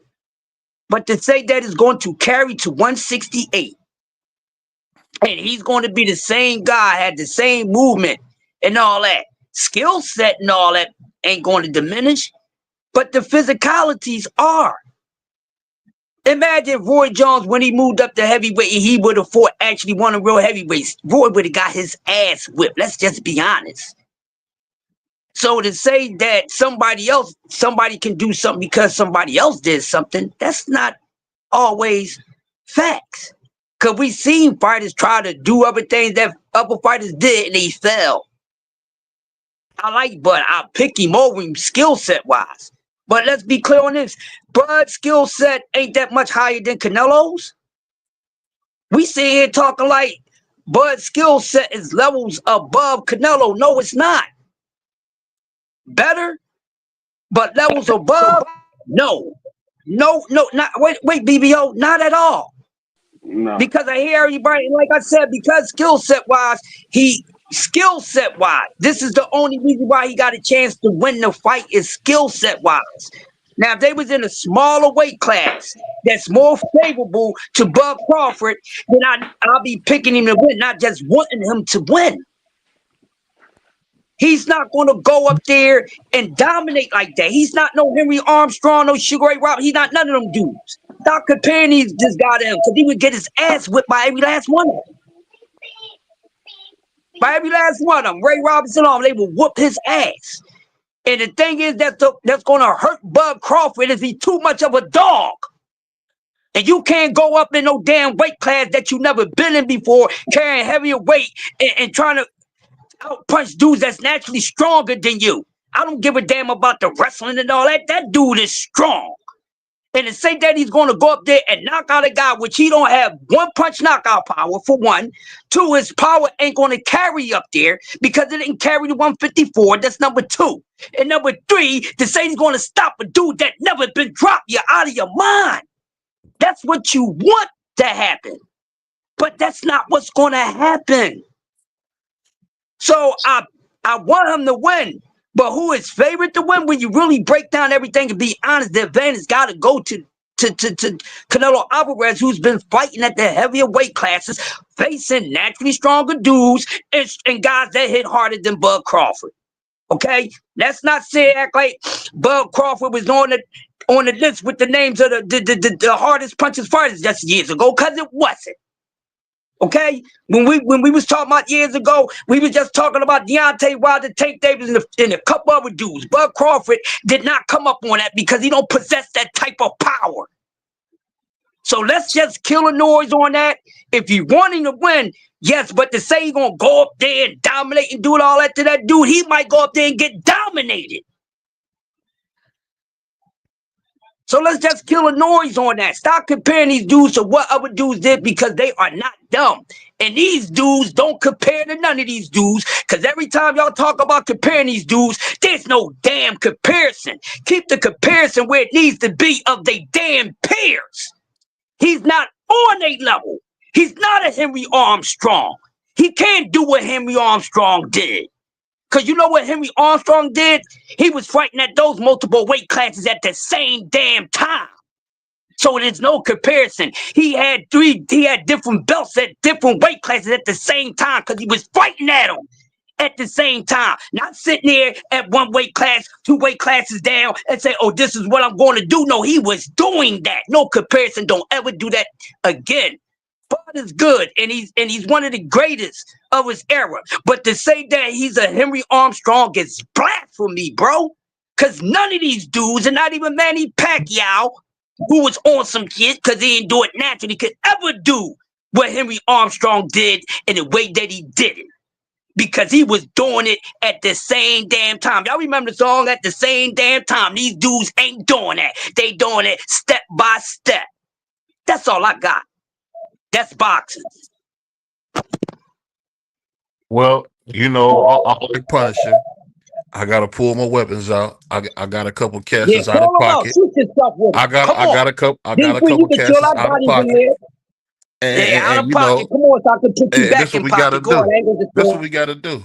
Now, when we talk about Henry Armstrong, for a lot of guys who don't know, Henry Armstrong was a great lightweight who went up to middleweight. I mean, not middleweight. He went up to welterweight, and then he went up to middleweight. So that's what we're talking about. But the thing is this. When you talk about Sugar Ray Robinson, there was a guy in Black Motorist Row where he was scared to death of the man. So I don't ever want to hear no crap about he can't beat these guys. Those guys, hold on. This ain't how this go. That's not how that go. Don't interrupt. Don't move the goalpost. We gonna stay on topic. I didn't interrupt. Yeah, but you're moving the goalpost. Get him. That's the only reason why I'm interrupting you is because you're moving the goalpost, and you can't do that, bro. Stay on topic. We ain't talking about who he didn't fight. Free. Did I interrupt him? You the referee. Free. Did I interrupt him? But you moving the goalpost. I don't need D free to ref nothing. I am the ref, bro. You trying to move the goalpost. Stay on topic. That's the only reason why I interrupted you, because you're moving the goalpost. Now, if you would have stayed in the pocket like Klaus Stumblefeld, I wouldn't have interrupted you. Get back on track, Daddy. You interrupted me because I was black. That's why you interrupted me. But I'll say this. Back to what I was saying. When we talk about the greats of the greats, we look at a brother like Bud Crawford, man. You know, I call him, Buntry. We look at my man Buntry. We see all that he has done in the boxing. What hasn't he done that Henry Armstrong did? He won that lightweight. He won that welterweight. He's about to win. He won at junior middleweight. and he about to go ahead and win at super middleweight. So let's not play like these guys wasn't just fresh in blood back in the day. At the end of the day, speaking of Free's point about being active, I seen a guy in Sugar Ray Leonard who was out of the ring 3 years and beat the death out of Marvin Hagler, beat Marvin Hagler to death. So don't come in with these disingenuous arguments about talking about, what's going on with these fighters, because at the end of the day, Buntry has shown you put him in there with anybody, he's stopping them. And you talk about activity, Jack Johnson had a lot of fights for his era, and we know for a fact Sugar Ray Leonard stayed out the ring, making 7-Up commercials, eating pudding with his son. We seen all that. So I don't even want to hear that. But at the end of the day, Bud Crawford, aka Buntry's about to go on there and really destroy Canelo. And Canelo hasn't shown me that he can beat anybody because he's not been willing to challenge himself. How many times we got on the panel and heard people say, "Oh, when Canelo gonna challenge himself?" If Canelo Alvarez wins this fight, you're gonna have to say he's the greatest fighter to ever live. You might have a case for that. With his resume, if he adds Buntry to that, he might have a case to be the greatest fighter to ever live. And that's just what it is. So let's not play these stupid games as if we don't know who Buntry is. He done it all like Shorty Low, man. So on that, go ahead, I'll let you go. Let me say something real quick, because he brought me back into it. I told him I was giving my ending argument, but he wanted to bring me back into it. I didn't bring up inactivity because of that was a bad thing or anything like that. I brought it up the fact that you get on these guys for being inactive. Now you want to praise it. You want to move the goalposts and change the narrative. At first, it's a bad thing for a guy to be inactive. Now you want to act like, oh, because you're a superstar, you don't have to be active. You can be inactive if you're a superstar. That's what you're saying. That's basically what you're saying. If you're a superstar, you can be inactive. You ain't got to fight 2 times, 3 times a year because you're a superstar. That's basically what you're telling me. But you saying stuff about all these other guys. The problem is, and I agree with everything you said, Sugar Ray Leonard did do that. I agree with Jack Dempsey and all those guys. I mean Jack Johnson and all those guys. The problem is Bud ain't those guys and Canelo ain't those guys. That's the problem. You can't use the triangle theory, and you can't use a comparison with other guys able to do and think that somebody else going to do it. The reason you can't do that is because everybody's different. Bud is not Sugar Ray Leonard, will never be Sugar Ray Leonard. Bud is not Floyd, will never be Floyd. Canelo's not Jack Johnson, and will never be Jack Johnson. None of these guys are anybody else but themselves. So you trying to compare what somebody else did and make it feasible for this guy to be able to do it. No, you can't do that because they're not those guys. They're not them.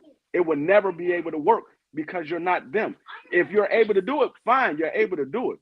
But that doesn't mean you're the same level as that guy, or you have the same skill set as that guy, or whatever have you, because you're not that guy. That's why there would never be another Floyd, because nobody is Floyd but Floyd.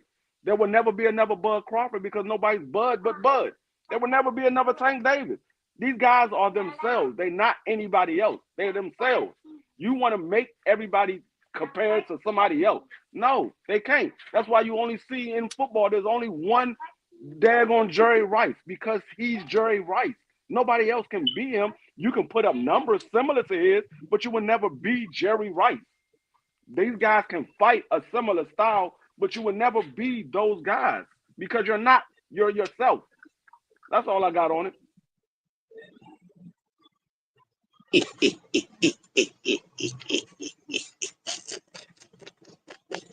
And I'm gonna say this. I just want to say this real quick.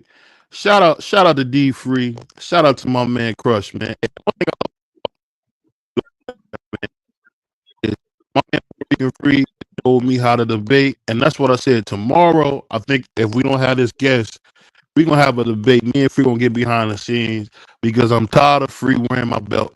I want to take the great debate belt off of Free, man, because I don't like him walking around with it. You know, he got his beard like Moses. He think he's man. I want the belt tomorrow, Free. I don't care what you say. We're gonna figure something out after this show. Me and you debate tomorrow. I don't want to hear it. Go ahead, Crush. My bad. Oh wow. Okay, well y'all debate tomorrow. And I can't wait to see it. I will be front seat. I'll be blowing the whistle, man. The whistle need to be blown. But it's gonna be exciting. But first of all, yeah, we've been cooking. Shout out to RayconGlobal.com. I got some headphones, but they got taken from me, so they enjoying them. And they keep teasing me saying they sound good. So I had to order me another pair for myself. But yeah, shout out to RayconGlobal.com. Best way to listen to us is through quality headphones and earbuds. So go over to RayconGlobal.com and check them out, man. Check them out like y'all checking us out. Go buy yourself some headphones, man, some noise cancellation. So when your wife or whoever start talking that nonsense, just plug in. If we on, listen to us or listen to some jazzy baby music and block all that nonsense out. Quality is good. But man, we'll see what happens. We'll see what happens. It should be a good fight. And that's all that really matters to me. That is a good fight. We won't see what he's going to be able to do until fight night. And he's going to look like Bud Crawford, but he's going to look a little different because you don't feel the same weight when you put extra muscle and extra weight on people. That's why some people are like, man, I got to lose some damn weight. So it's different, but skill wise, he is very special. But his weight classes for a reason. That's why you don't see nobody that's flat out a middleweight going to fight a heavyweight and all that. His weight classes for a reason, and they become more difficult as you move up in weight. And then when you face heavier guys who are also skilled, and even on the same skill level or maybe above, it's going to be harder for a skilled smaller guy to beat a skilled bigger guy. You know what I mean? So he don't outweigh him much by skills. So we'll see. I would like him to win, but do I think he's going to win? No, I don't. That don't mean I want Canelo to win. Same thing as D3. We've not been said it. But they ain't fighting till October, whenever they going to fight. I don't give a damn about it right now. I'd rather get back to that later on in the year when it get closer to it. Maybe around the end of the summer or something like that. It's nowhere in the making, and we don't need to keep talking about that. But how y'all feel about the latest situation with the contract? Dispute with Shakur and Tank Davis. I was checking it out and sent the contract and it wasn't sent, and some content creators went and did they 1-2 step on it and everything. But no disrespect to those guys. I need to know what my family feel about that. No matter who go first. D3? I believe exactly what Tank said. Now, when he said contract, he meant to say offer. They sent him an offer. And they did send him an offer. And Shakur acknowledged the offer that was sent. When Steven Espinoza said we offered him a 1-fight deal, and Shakur wanted to make it a multi-fight deal, Shakur never said, no, they never offered me to fight. What Shakur said was the offer was for 2025. That's what Shakur tried to say, that the offer was for 2025. Well, if that was the offer, and let's say that was true, it was for 2025. That means they did offer you to fight. So Gervonta Davis was absolutely correct. You already acknowledged that they did offer you to fight. Now, he made a mistake and said contract. He meant to say offer because they didn't give him a contract because Shakur denied the offer. So you're not going to get a contract if they deny the offer. They're not sending out a contract if you already denied the offer. So it's absolutely correct what Gervonta said. They offered him to fight. He denied it. So Shakur, once again, has proven, it was proven once again that an offer was sent. It was proven first by Steven Espinoza, and Shakur acknowledged the offer, but he said it was for 2025. Well, Tank ain't fighting until 2025 anyway. So it was for 2025. Shakur ain't fight until 2025. So it was proven that there was an offer, and then we hear it directly from Tank. Hey, we offered him to fight. He didn't want it. So I believe that there was an offer that was sent. I believe exactly what Tank Davis said. We heard from Steven Espinoza and Shakur. I have to say this, man. I don't have nothing personal against Shakur Stevenson, but Shakur Stevenson is the biggest liars out of all liars in boxing. Everybody. I even put him over Bill. This kid just lies. And I want his fans to hold his feet to the fire. His fans need to cook him because he's been doing nothing but lying. Now, this will make you a true fight fan of someone when you call your favorite fighter out on a inch. Shakur is a big ass liar, ladies and gentlemen. He is the biggest liar in the sport of boxing, and I don't trust a damn thing he whispers out of his mouth. I don't. I don't. He's the biggest liar. Biggest liar in boxing. It's sad. It's sad. He had an opportunity. He could have got And that's the problem. That's the problem with the fans. The fans gonna say, "Oh no, there wasn't no offer sent, and there wasn't no offer sent," but they forgot what Shakur said. Shakur acknowledged that it was an offer, and like I said, even if we take Shakur at his word and it was for 2025, he acknowledged that there was a offer. That's an offer, even if it was for 2025. That's still an offer for a fight. You said that you wanted that fight.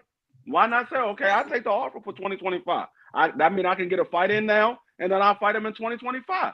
That still was an offer. Everybody just jumped over the fact that Shakur acknowledged that it was an offer. They look like, oh, no, that was for 2025. Whether it was for 2024 or 2025, an offer was made to Shakur for the fight. That's what people are not looking at. They looking at the fact that it wasn't a fight made for last year. That's not what he said. He didn't say the fight was supposed to be made for last year. Tank said we offered him the fight and he turned it down. He didn't say when it was done. He said we offered him the fight. Steven Espinoza didn't say when the fight was done.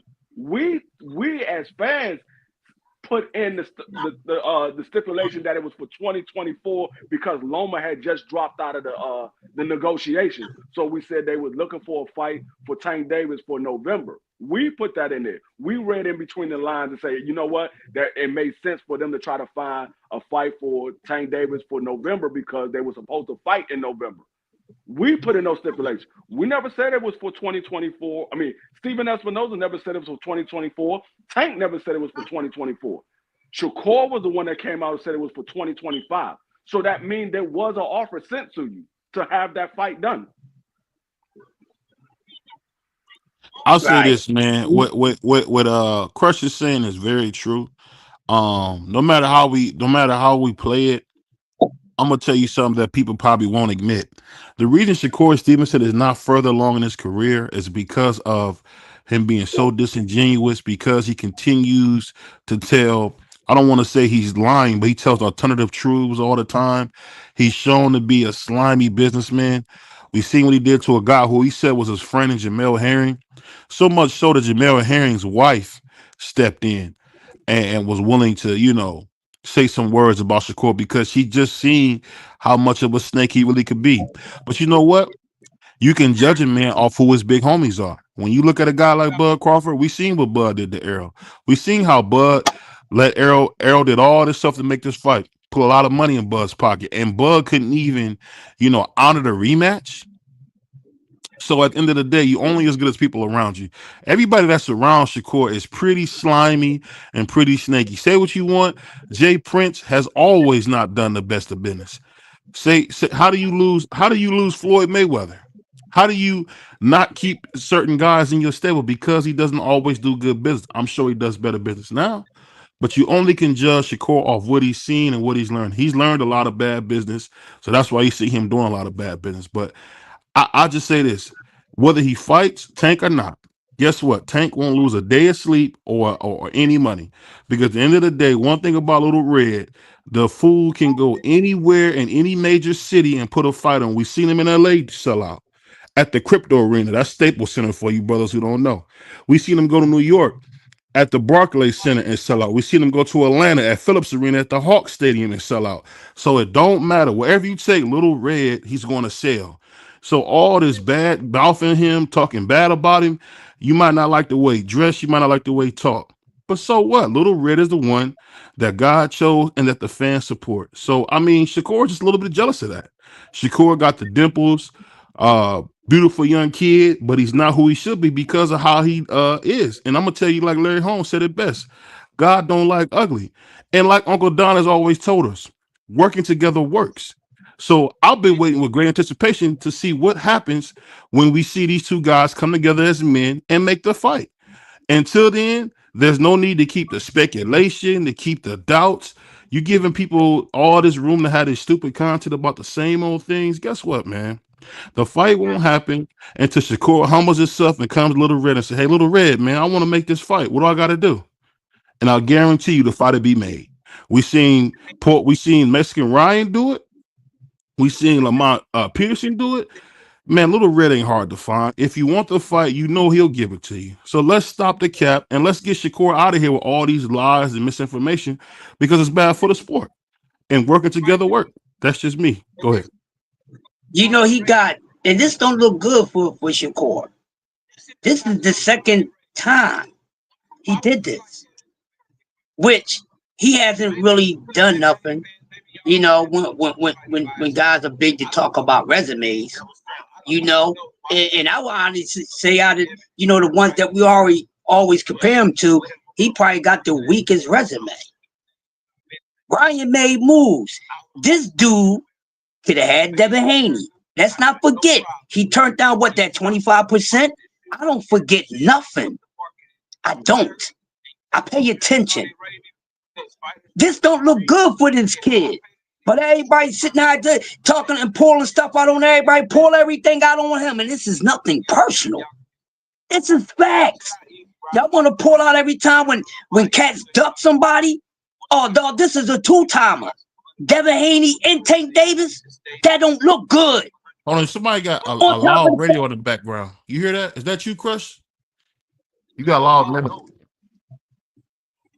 I think that's you, Crush. Because I think Free is. Yeah, that might be Crush. No, that might be Crush. I'm on mute. Yeah, you're on mute. I think you got something loud in the background. Say what you said again. We couldn't hear you because it was something behind you. Real loud. Go ahead. Yeah.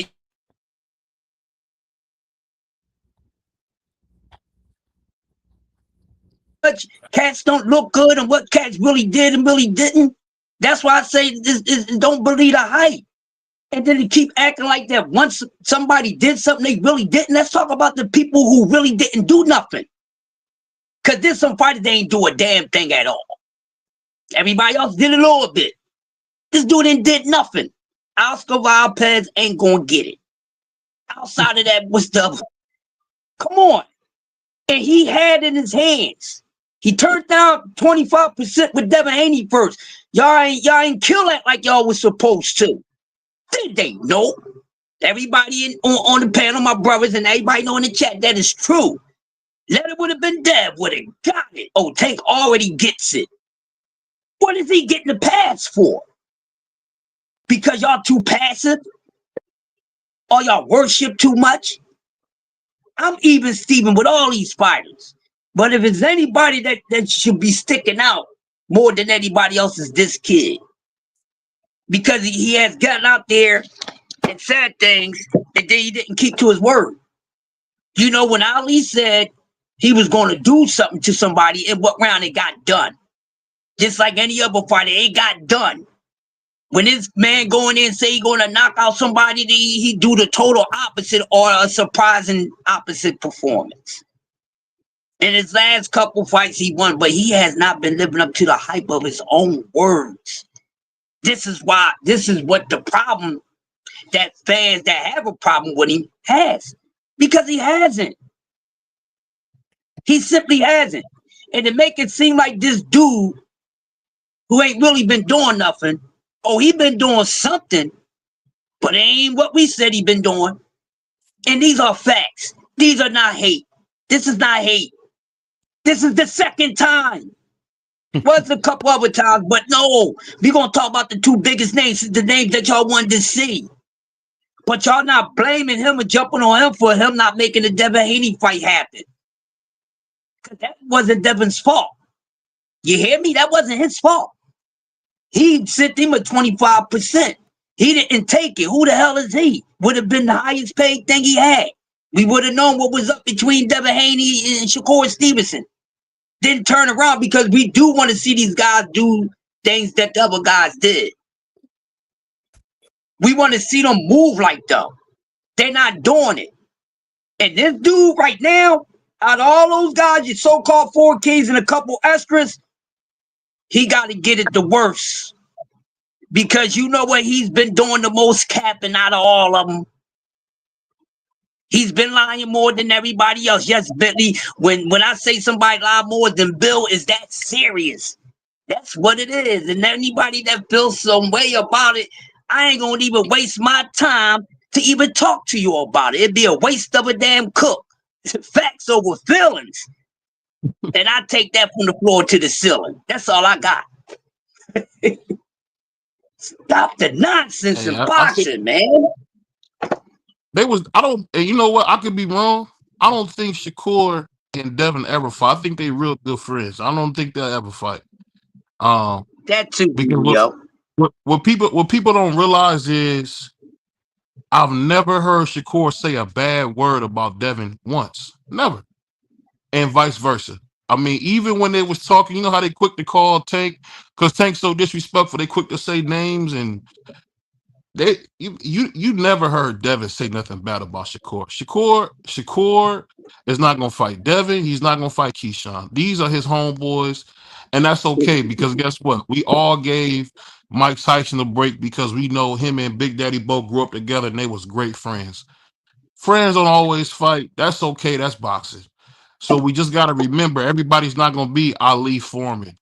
And I mean Ali. Sorry, I meant to say Ali Frazier because I'll be honest with you, Ali and Frazier messed up a great friendship by fighting. Yeah, they might have made some money, but if you think about how Joe Frazier ended up when he passed, he was so bitter because him and Ali were great friends and they should have never fought each other. So I ain't mad at Shakur.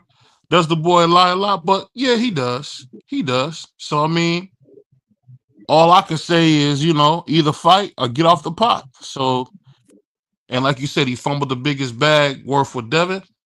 I don't think he did because he cared about the friendship more than he do the money. And anybody with a brain, though, even Bill don't talk bad about Shakur. Why is that? Because that's Devin's homeboy. Let's just be honest. We ain't heard none of the stuff that you could hear. They didn't call Shakur Sanchez, all this goofy stuff. You never hear them guys say a mumbling word bad about the dude. Because they love him. What you think, Free? Yeah, I think Shakur has that diva mentality, and I think because he's around the same age as Devin and Tank and Ryan and T.O., he feels like he should be getting the same publicity as those guys and getting the same payday as those guys. Well, he's getting paid more than T.O., so I don't count T.O. in the payday situation. But far as Tank and Devin and Ryan, he feels he should be getting paid the same amount of money those guys are getting paid. The difference is those guys have fought bigger names than Shakur has fought. They put on bigger venues than Shakur has. The biggest venue Shakur has ever fought in for a headliner has been his hometown. He hasn't fought in Vegas. He hasn't fought in Madison Square Garden or the Barcade or Atlanta or DC. He hasn't fought in those venues as a headliner. So he gotta understand you gotta make your way. You can't use these other guys' coattails to make your way. You got unless you planning on getting in the ring with them. Now the only way you can ride those coattails is by getting them in the ring and beating them. And you say, hey, well, I beat this dude. How is he selling more than me? I beat that dude. How is he selling more than me? And when you fight those dudes and you beat them, you start to draw more fans to you. And that's what people fail to realize. yeah, these guys might be bigger names than you, but if you beat them, you start to draw more fans. More guys like, oh, well, hold up. This dude right here, he ain't that big of a star as these guys are, but he's beating all of these guys. We got to start keeping an eye on him. He's beating all these guys. Maybe he's a better fighter. And so I think a lot of these guys, like, it's the Floyd effect. A lot of these guys are scared to lose to O.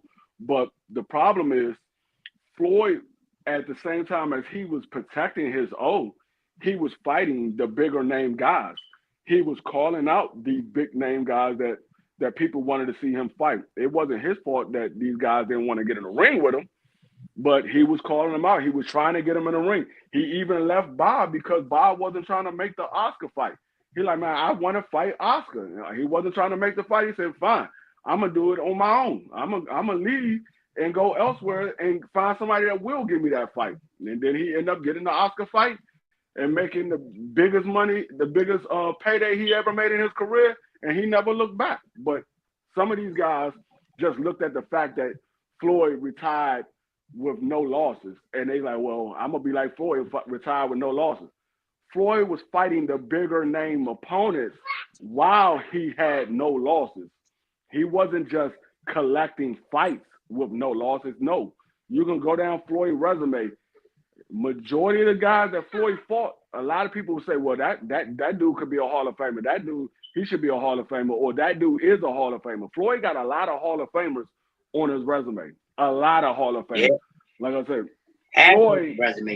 Floyd has, and I talked to BVO about this the other day.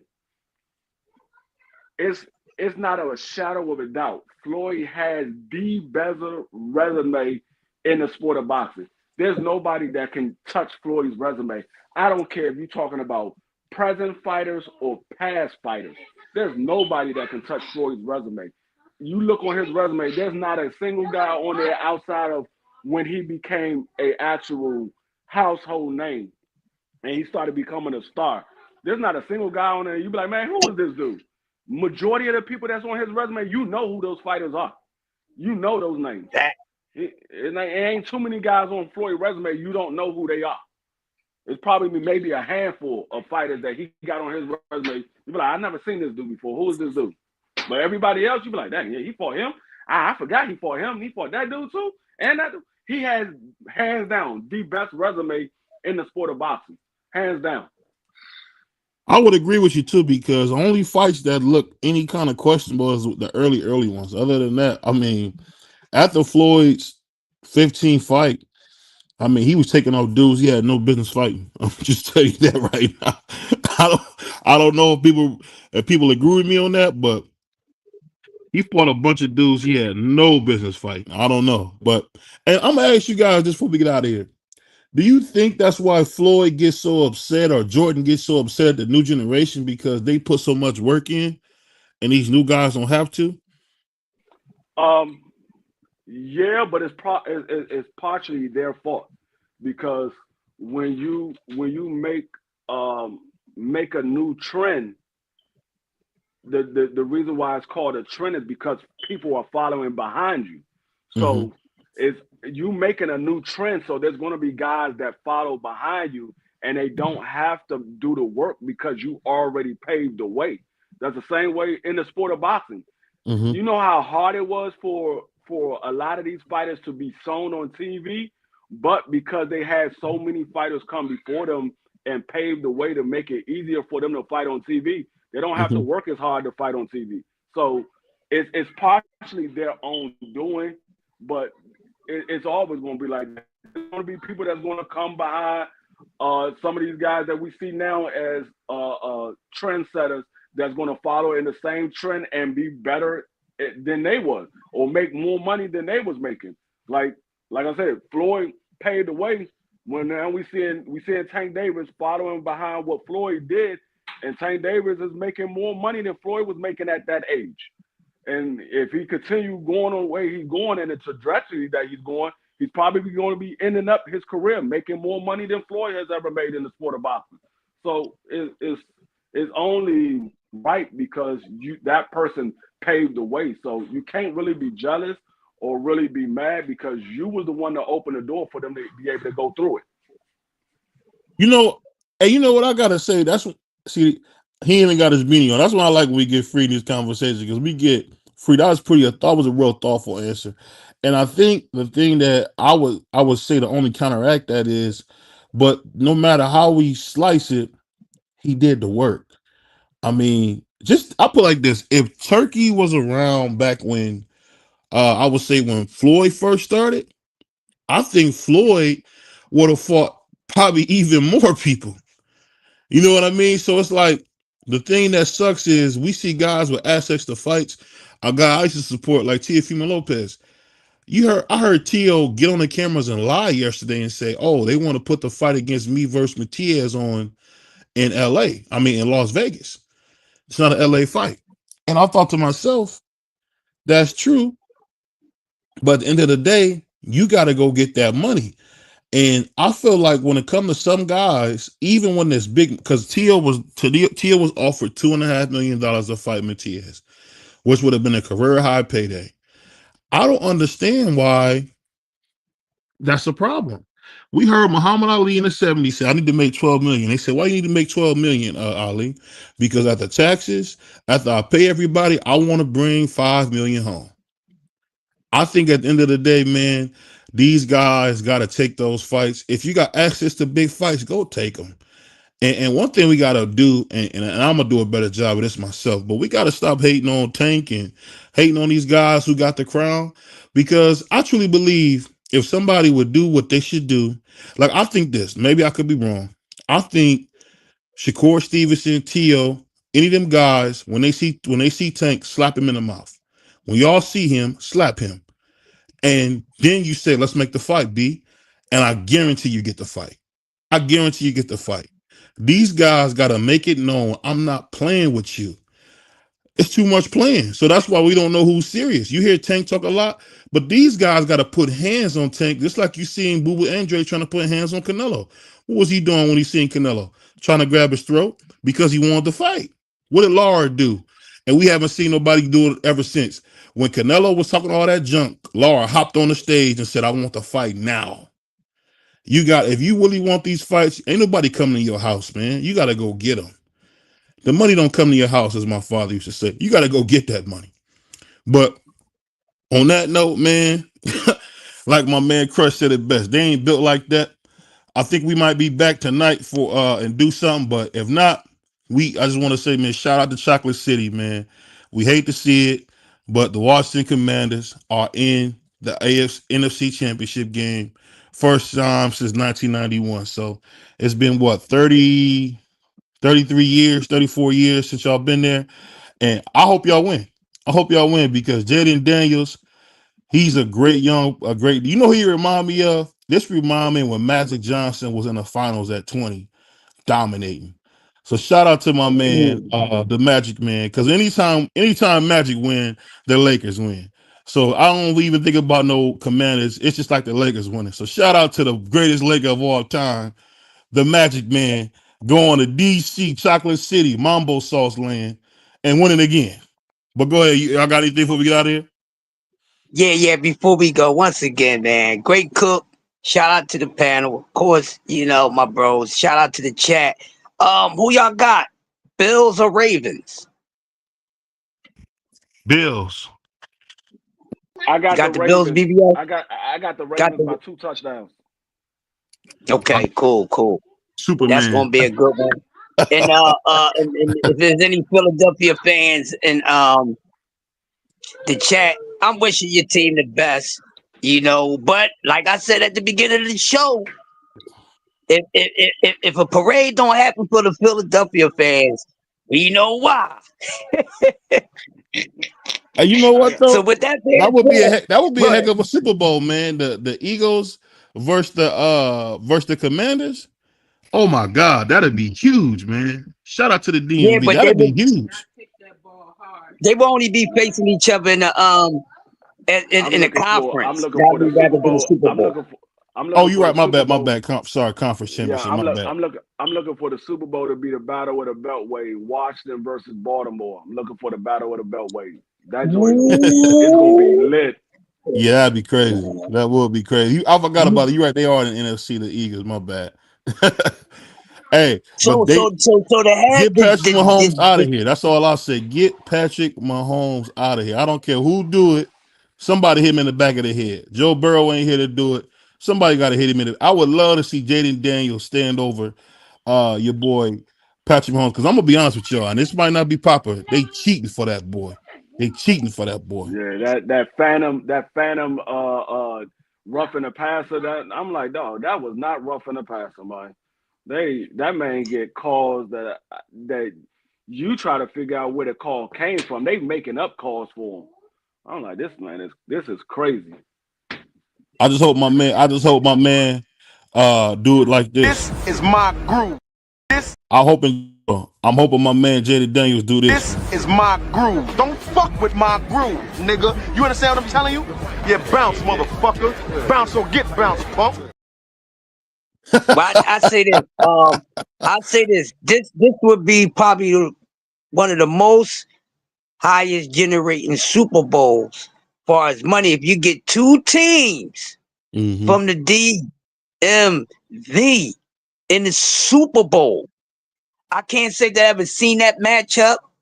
I would love to see that. So that's my prediction. I would love this year. I'm putting it out there now. I want to see Ravens. I want to see Baltimore and Washington in the Super Bowl. Shout out to the South. Shout out to the DMV. Shout out to everybody. Wish y'all teams who still here the best of luck.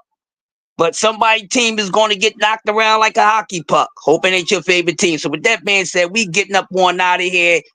Sunday edition of Coffee and Donuts for Grown-Ups, brought to you by BVO, D Free, the Master Debater, and myself, the Master of Ceremony. To all you cornies out there, there's a cornfield. That's where y'all need to be, and we are out.